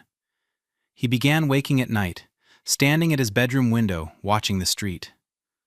Nolan was 14. He did not cry after that morning. He oscillated between a quiet, simmering rage and long stretches of silence that worried his parents more than any outburst could have. He had watched the video he recorded of his own father being slammed onto a truck and bleeding on camera. He watched it more than once before Corinne found out and asked him to stop. He became withdrawn. His grades dropped. He quit responding to texts from teammates. Corinne took a week off from her school, then another. She sat with her sons, drove them to counseling, held the household together while managing a fury she kept hidden from the boys, but could not keep from her voice when she spoke to attorneys. Elijah went back to work after 10 days, but every morning he paused at the front door before stepping outside. A man who had spent 2 decades breaching doors to arrest the most dangerous fugitives in the country now hesitated before walking into his own driveway. One night, after the boys were asleep, he sat beside Corinne on the couch and said quietly, "I've been in rooms with killers who showed me more respect than those agents did." The federal grand jury returned indictments against both men within 2 months. Vincent Harlow and Dwayne Pettis were charged with deprivation of rights under color of law, conspiracy, assault on a federal officer, and falsification of federal records. Harlow was offered a plea deal that would have reduced his sentence significantly. He rejected it. He told his attorney he was doing his job and that no jury would convict a federal agent for following a tip. He was wrong. At trial, the prosecution played Elijah's home security footage in its entirety. 4 angles, uninterrupted audio. The jury watched a calm, identified, compliant federal officer slammed face first onto his own vehicle. They watched blood run down his face. They watched his children appear in the doorway. They heard Harlow say, "I don't care what you say you are." They heard him tell Pettis he probably bought that badge online. Harlow's attorney argued good faith reliance on an anonymous tip. The prosecution dismantled it in minutes. The tip described a man in his late 20s at an address 2 blocks away. Elijah was 43, lived on a different street, and had been a federal officer for over 2 decades. There was no operational plan, no warrant, no database check, no supervisory approval. Franklin Gaines testified. Susan Pratt testified. Corinne testified about what her son saw that morning. Then Elijah took the stand and recounted every moment with the same calm precision that had made him one of the most effective deputies in his district. The jury deliberated for 5 hours. Guilty on all counts. Harlow was sentenced to 4 years and 3 months in federal prison. Pettis, who had cooperated partially during the investigation, pleaded guilty to reduced charges and received 22 months. Elijah filed a federal civil rights lawsuit against Harlow, Pettis, and the Department of Homeland Security.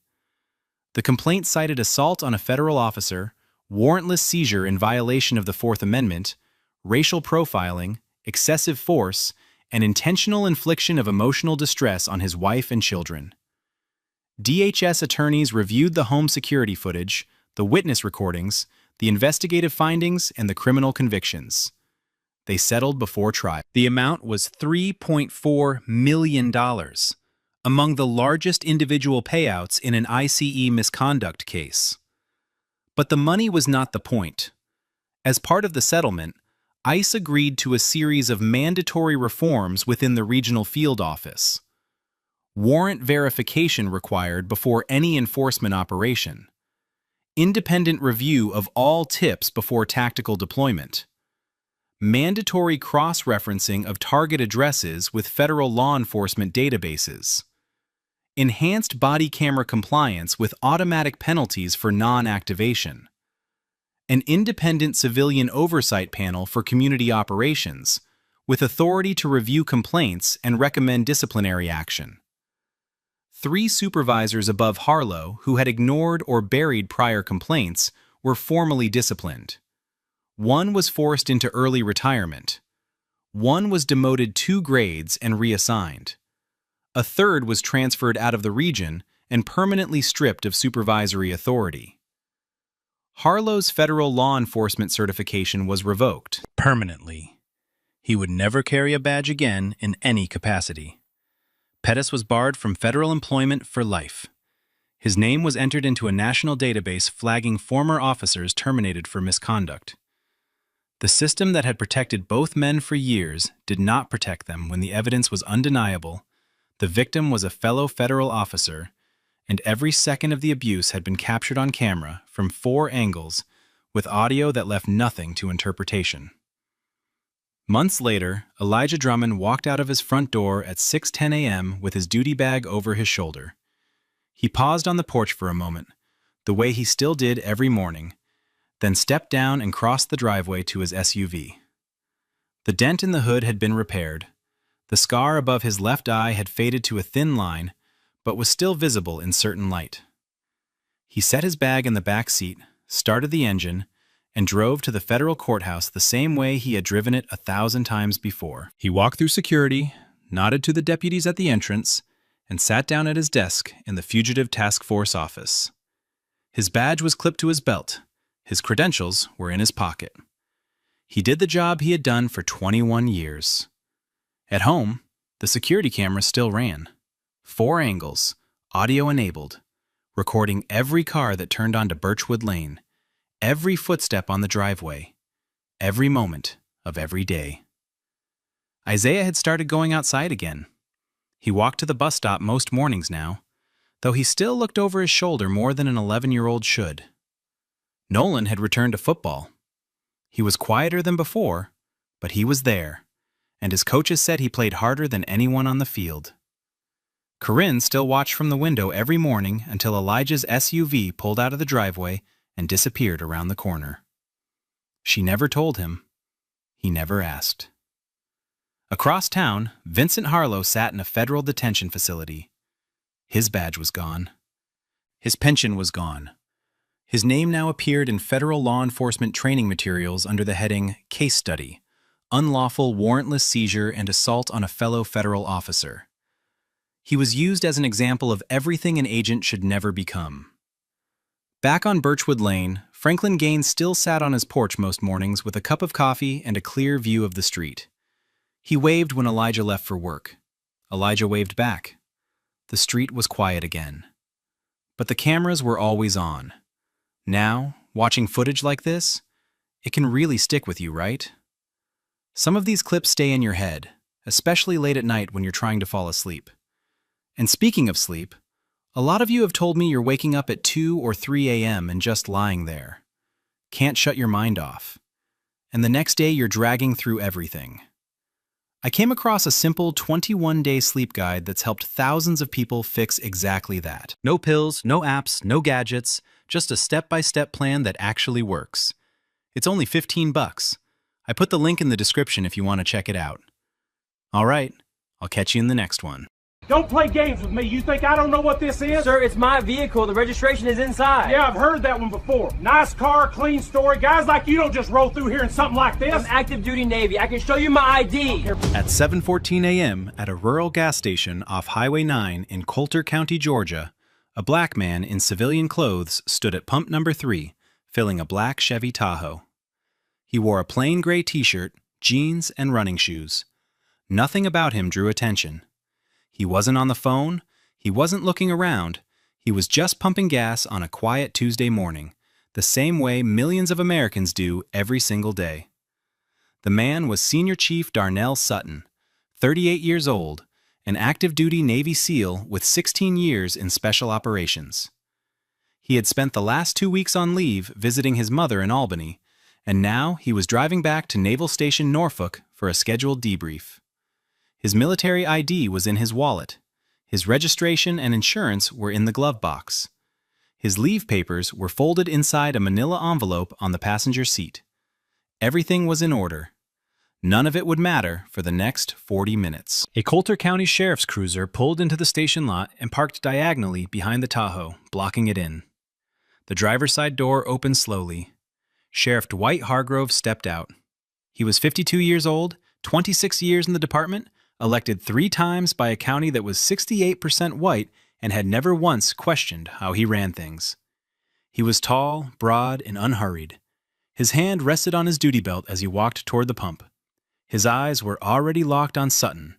Not on the vehicle, not on the plates, on the man. Hargrove stopped 6 feet away, feet planted wide, chin tilted up. "That your vehicle?" Sutton turned, nozzle still in hand. "Yes, sir." Hargrove didn't acknowledge the answer. He stepped past Sutton and circled the Tahoe slowly, peering through the tinted windows, running his hand along the rear door frame as if checking for something. He paused at the back, looked at the plates, then looked at Sutton again. This vehicle matches a stolen report out of Valdosta, Black Tahoe, recent model. Sutton's expression didn't change. His voice stayed even. I have the registration right in the glove box. I can show you. Hargrove ignored the offer entirely. He didn't ask for the registration, didn't ask for a license, didn't run the plates. Instead, he pointed at the hood. Step away from the vehicle. Hands on the hood. Now. Sutton set the nozzle back in the pump, stepped forward, and placed both palms flat on the hood of his own car. He didn't argue. He didn't hesitate. 16 years of training had taught him to assess a situation before reacting, and right now, every instinct told him this man had already made up his mind. What Sutton didn't know yet was that 2 cameras were already recording. The gas station's exterior security system captured the lot from 2 angles in continuous, high-definition footage. And 30 feet away, parked near the air pump, a long-haul truck sat idling with a dash cam mounted on the windshield, capturing a wide-angle view of everything unfolding at pump number 3. The driver, a man named Earl Jessup, was inside the station eating a biscuit sandwich. He wouldn't learn what his camera had recorded until hours later, but when he did, that footage would change everything. Hargrove keyed his radio and called for backup. Deputy Ronnie Skaggs, 29 years old, 3 years on the job, Hargrove's hand-picked protege. Skaggs had been hired straight out of the sheriff's personal recommendation. No prior law enforcement experience, no academy honors, just a last name Hargrove knew from church, and a willingness to follow orders without asking questions. He arrived in under 4 minutes, cruiser pulling in fast, gravel popping under the tires. He stepped out and walked straight to Hargrove's side without once looking at Sutton, like a person. Together they ran the plates. The results came back clean. The Tahoe was registered to Darnell Sutton at an address in Virginia Beach, Virginia. The VIN matched. There was no stolen vehicle flag, no warrants, no alerts of any kind. The system had given them every reason to let him go. Hargrove didn't let him go. He looked at the screen on Skaggs's cruiser laptop and shook his head. Registration could be forged. These guys are sophisticated now. Clone a VIN, swap plates, drive it right across state lines. Sutton stood with his palms still flat on the hood of his own vehicle, the morning heat already warming the metal beneath his hands. He spoke without turning around. I have my military ID and leave orders in the vehicle. I'm active duty Navy. I can show you everything right now. Hargrove stepped closer. I don't care about military papers. You can buy a uniform at any surplus store. Doesn't mean you earned it. Skaggs laughed, a short, ugly sound that carried across the lot. Sutton said nothing. His fingers pressed harder into the hood, but he didn't move. Hargrove walked to the passenger side of the Tahoe and tried the handle. It was locked. He turned to Sutton. Open it. Sutton kept his voice level. I do not consent to a search. There's no probable cause. Hargrove didn't pause. He turned to Skaggs. Open it. We've got exigent circumstances. There were no exigent circumstances. No weapon in plain view, no odor of contraband, no indication of danger. Just a clean registration, a cooperating man, and 2 officers who had already decided what they wanted to find. Skaggs used a Slim Jim from his cruiser to pop the lock. They started with the back seat. A duffel bag, zipped open and dumped across the seat. Gym clothes, toiletries, a paperback novel. Then the garment bag. Skaggs unzipped it and pulled out a set of navy dress blues, pressed and squared away, ribbons pinned in perfect order. Hargrove took the uniform from Skaggs and held it up by the hanger, turning it in the light like a prop. He looked at Skaggs with a half grin. You ever seen a real Navy SEAL? Skaggs glanced at Sutton, then back at the uniform. Not one that looks like him. They both laughed. Sutton heard every word. His jaw tightened. His breathing stayed controlled. Behind the gas station counter, a young white woman named Colleen Fitch stood motionless, her phone raised to the window, recording. She had started filming the moment the second cruiser pulled in. She didn't say a word. She didn't need to. The camera was catching everything, the laughter, the uniform held up like a joke, and the man at the hood who had earned every ribbon on it, standing in silence while two men who hadn't mocked him for it. Hargrove pulled a pair of handcuffs from his belt and grabbed Sutton's left wrist without warning. "Turn around, hands behind your back." Sutton turned slowly, keeping his movements deliberate. "What am I being charged with?" "Suspicion of grand theft auto and possession of stolen property." Hargrove snapped the first cuff tight. "The plates came back clean," Sutton said. "The VIN matches my registration. You know this vehicle isn't stolen." Hargrove yanked the second wrist back and locked the cuff. "We'll sort that out at the station." Out on Highway 9, cars had begun to slow.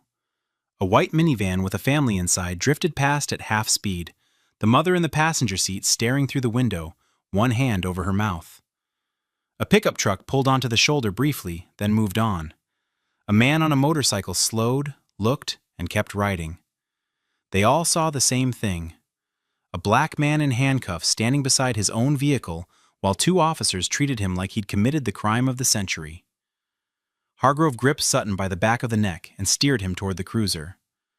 When they reached the rear door, Hargrove pushed Sutton's head down hard, far harder than necessary. Sutton's shoulder caught the edge of the door frame. The impact twisted his upper body sideways, and his forehead struck the plexiglass partition inside the cruiser. A small cut opened just above his left eyebrow. A thin line of blood ran down toward his eyelid. Sutton didn't cry out, didn't flinch, didn't say a word. He sat back against the seat, hands cuffed behind him, blood slowly tracking down the side of his face, and he breathed. Slow and measured. The way he'd been trained to breathe when everything around him was falling apart. The way he breathed in rooms most people would never know existed. He waited. At the Coulter County Sheriff's Office, Sutton was processed like a man who had committed a violent felony.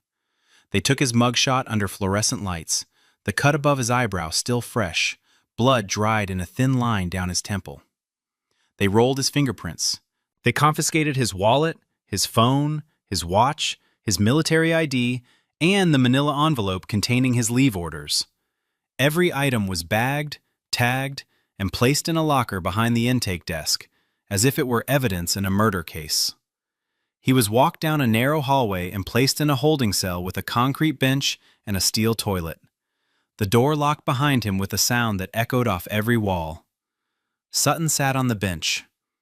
"I'd like to make a phone call." Hargrove stood on the other side of the bars, arms crossed. "You'll get one when we're done processing." Then he walked away. 1 hour passed, then 2, then 3.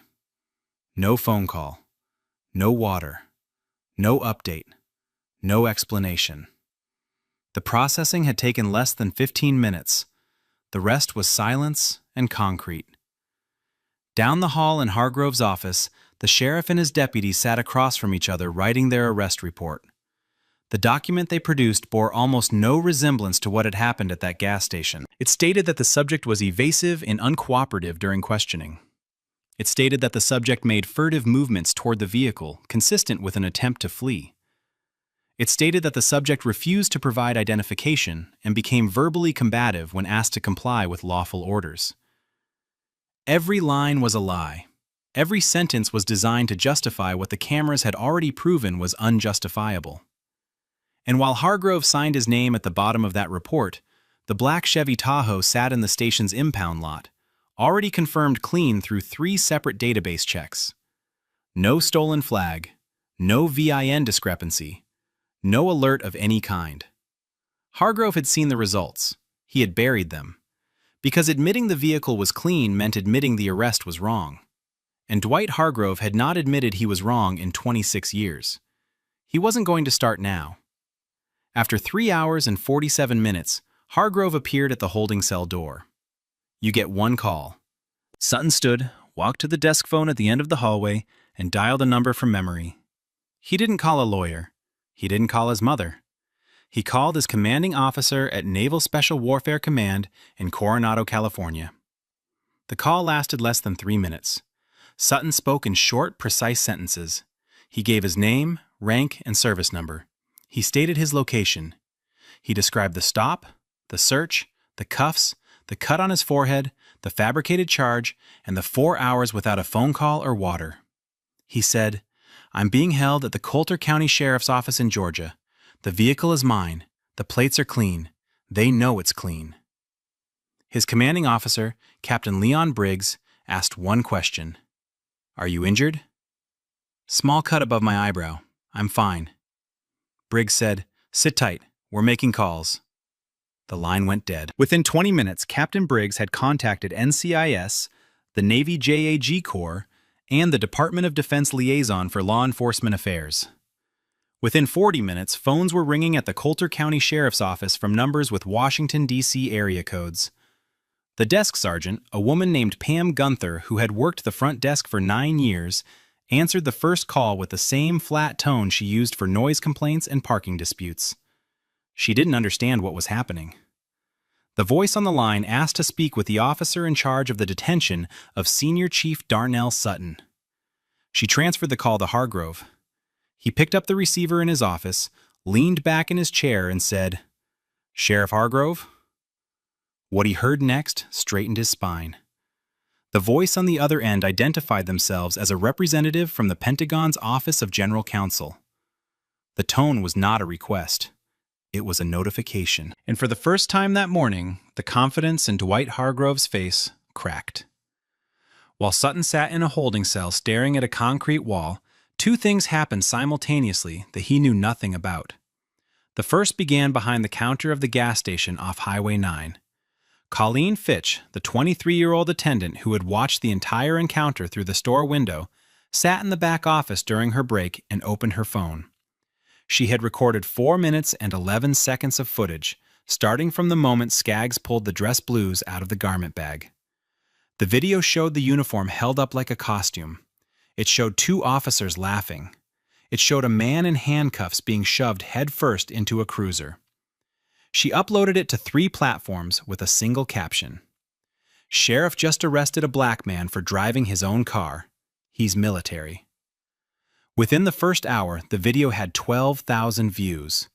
By the second hour, it had crossed 40,000. Comments flooded in. Shares multiplied, local activist pages picked it up. A civil rights attorney in Atlanta reposted it with the words, "This is Coulter County.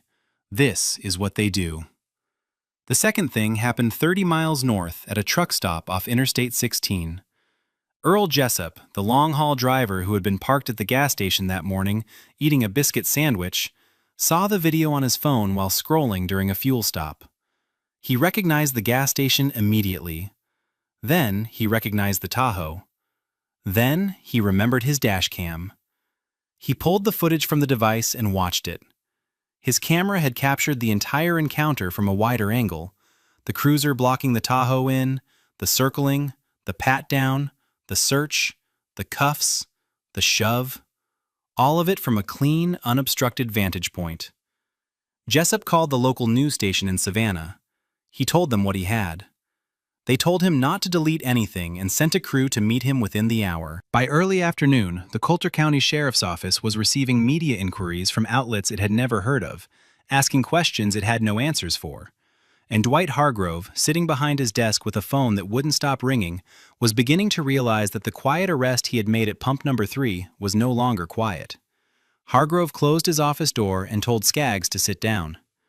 "The video is online," he said. Skaggs had already seen it. His face was pale. Hargrove pulled up the arrest report on his computer and stared at it. The line about Sutton attempting to flee stood out now like a lit fuse. "We need to clean this up," Hargrove said. He began editing the document, softening the language, removing the claim about furtive movements, replacing verbally combative with initially uncooperative. Skaggs watched but said nothing. He didn't object. He didn't question it. He sat in the same silence he had maintained at the gas station and let Hargrove rewrite the record. When the revised version was saved, Hargrove picked up the phone and called the county attorney, Vernon Poole. He explained the situation in broad terms, downplaying the force, omitting the cut on Sutton's forehead, framing the video as misleading and out of context. Poole listened, then asked one question. "Is the vehicle stolen?" Hargrove paused. No. Release him, Poole said. Right now. No further statements, no press comments, nothing. Just let him go. Hargrove pushed back. If we release him now, it looks like we were wrong. If you hold him any longer, Poole said, his voice flat, this becomes federal. It may already be. Hargrove hung up. He sat for a long moment, jaw working, fingers drumming the desk. Then he made one more call. He ordered the Tahoe towed from the station impound lot to a secondary facility 30 miles south in Jessup. When Sutton was finally brought out of the holding cell, Hargrove handed him a clear plastic bag containing his wallet, phone, and watch. His military ID and leave papers were inside a separate envelope. No apology, no explanation. Hargrove told him the charges were being reviewed and that his vehicle would be available for retrieval once the investigation concluded. Sutton asked where the vehicle was. Hargrove said, Jessup, 30 miles south. You can pick it up when we're done. Sutton stood on the front steps of the Coulter County Sheriff's Office at 4:17 in the afternoon. No vehicle, no ride. A cut above his eyebrow held together by dried blood. A town he'd never been to, and no reason to trust a single person in it. He put his hands in his pockets and started walking. The next morning, 3 black SUVs pulled into the parking lot of the Coulter County Sheriff's Office. The men and women who stepped out wore no uniforms, but their credentials spoke louder than any badge in the building. 2 NCIS special agents, a Department of Defense civil rights investigator, a representative from the FBI's Civil Rights Division. They walked through the front door at 8:06 a.m. and asked to speak with Sheriff Dwight Hargrove. Pam Gunther, the desk sergeant, stared at the federal IDs laid across her counter and picked up the phone without a word. Within the first hour, the investigators had secured the gas station's exterior security footage, both angles, full resolution, time-stamped. They had Earl Jessup's dashcam footage, already preserved by the Savannah news station that had copied it the day before. They had Colleen Fitch's phone video, downloaded directly from her device with her full cooperation. And then they found what Hargrove had hoped no one would look for. 2 versions of the arrest report. The original, filed at 1:42 p.m. the previous day, claiming Sutton was evasive, uncooperative, and attempted to flee, and the amended version, saved at 3:58 p.m. just hours later, with the language softened and the fleeing claim removed. The metadata was intact. The timestamps were undeniable. An NCIS agent placed both versions side by side on Hargrove's own desk and said, "You want to explain why there are 2 of these?" Hargrove called for his attorney. The interviews that followed took the rest of the day. Colleen Fitch described what she saw from behind the counter. The stop, the search, the laughter, the uniform held up like a prop. Earl Jessup described the cruiser pulling in at an angle, blocking the Tahoe before a single word had been spoken. 2 motorists who had slowed on Highway 9 gave statements describing Sutton in cuffs, compliant and still, while Hargrove shoved him into the cruiser. 3 customers inside the gas station described hearing the exchange through the open door. Every account matched. Sutton was calm. Sutton was cooperative. Sutton never raised his voice, never resisted, never moved without being told to. The sheriff was aggressive. The sheriff was mocking. The deputy followed without question, and the 2 reports sitting on the desk confirmed what the footage already proved, that Hargrove hadn't just arrested an innocent man, he had tried to bury it afterward. The federal investigation did not stop at the gas station. It went deeper. Investigators subpoenaed 5 years of arrest records from the Coulter County Sheriff's Office. Every traffic stop, every detention, every use of force report filed under Hargrove's authority. The data analysts who reviewed the numbers didn't need long to see the pattern. It was staggering. 74% of all traffic stops personally initiated by Hargrove involved Black or Latino drivers, in a county that was 68% white. The numbers alone would have been damning, but the paper trail made it worse. Investigators pulled complaint files from storage rooms and filing cabinets in the basement of the sheriff's office. Some were in folders so old the edges had yellowed. 8 prior allegations of excessive force. 11 formal complaints of racial profiling. Every single one had been reviewed and dismissed internally, and every single one had been dismissed by Hargrove himself. As elected sheriff, he oversaw his own disciplinary process. He was the complaint department. He was the review board. He was the final word. And his final word, in every case, was that nothing had happened. Then the witnesses came forward. 3 former deputies, all of whom had left the department within the past 4 years, contacted federal investigators through an anonymous tip line. Their accounts painted a picture of a department rotting from the top. Racial slurs were common in the break room and on ride-alongs. Hargrove referred to certain neighborhoods in the county using terms no official should ever speak aloud. Deputies who pushed back or refused to participate in targeted stops were quietly reassigned to overnight shifts, denied promotions, or pressured until they resigned. One of the 3 former deputies provided something the investigators hadn't expected: a recording. It was audio from a department barbecue 2 summers earlier, captured on a phone that had been left recording on a picnic table. In the recording, Hargrove could be heard telling a joke to a circle of deputies. The joke was about a black man driving a nice car and getting pulled over for stealing it. The punchline got laughs. It was the exact scenario he had manufactured against Darnell Sutton at pump number 3. When federal investigators played that recording in a closed briefing room, no one in the room said a word. They didn't need to. The pattern wasn't just visible. It was documented, repeated, and systemic. And it had been protected for over a decade by the one man who was supposed to prevent it.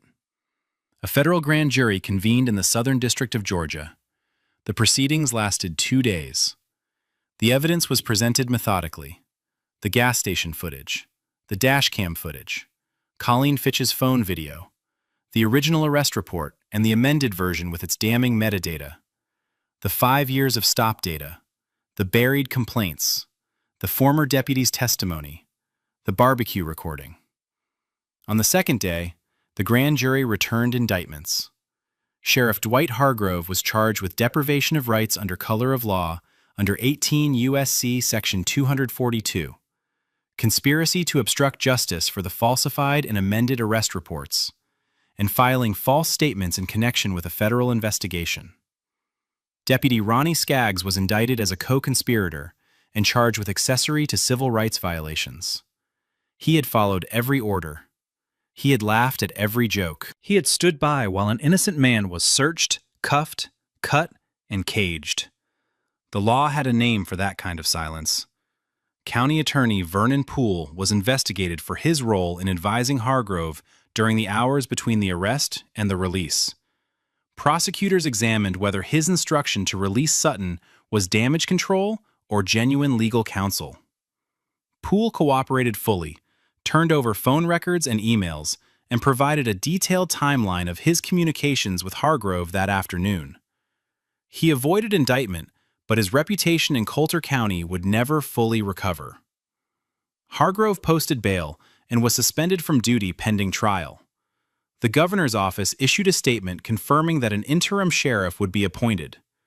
2 days later, Hargrove stood behind a podium outside the county courthouse and gave a press conference. His voice was steady, but his eyes were hard. He called the indictment a federal witch hunt driven by media pressure and political agendas. He said he had served Coulter County faithfully for 26 years and that he would be vindicated. The clip was picked up by national outlets within the hour. It went viral, but not in his favor. The comment sections filled with links to the gas station footage, screenshots of the arrest data, and quotes from the barbecue recording. Hargrove had spent 26 years controlling the narrative in Coulter County. He could not control this one. The federal trial began on a Monday morning in the Southern District of Georgia. It lasted 2.5 weeks. On the first day, prosecutors played all 3 video sources synchronized on split screens: gas station security, Earl Jessup's dashcam, Colleen Fitch's phone footage. The jury watched from 3 angles as Sutton complied with every command, while Hargrove circled, mocked, searched, and fabricated. They heard the surplus store comment. They heard Skaggs laugh. They watched Hargrove shove Sutton's head into the doorframe and saw the cut open above his eyebrow. Sutton testified on the 4th day with the precision of someone trained to deliver after-action reports. Every word, every gesture, every minute on that concrete bench. When asked why he didn't resist, he paused. Because I know what happens to a black man who resists, even when he's right, especially when he's right. 3 former deputies described a department culture built on slurs and selective enforcement. A statistical expert presented the arrest data. 74% of Hargrove stops targeted black or Latino drivers in a county that was 68% white. Hargrove's defense claimed he acted on a legitimate stolen vehicle report. Prosecutors proved no such report existed in any database. The jury deliberated 5 hours. Guilty on all counts. Hargrove received 6 years. Skaggs received 2. Neither man apologized. The civil lawsuit followed. Sutton filed against Coulter County, Hargrove, and Skaggs, citing unlawful detention, excessive force, racial profiling, fabrication of evidence, and deliberate indifference. Discovery unearthed internal emails between county officials calling Hargrove's behavior a known issue, but noting he delivers results and the voters like him. The county settled for $4.2 million and entered a federal consent decree mandating independent oversight, mandatory bias training, body cameras, a civilian review board, and demographic reporting on all stops and arrests. Hargrove's name was removed from the department's wall of honor. His portrait was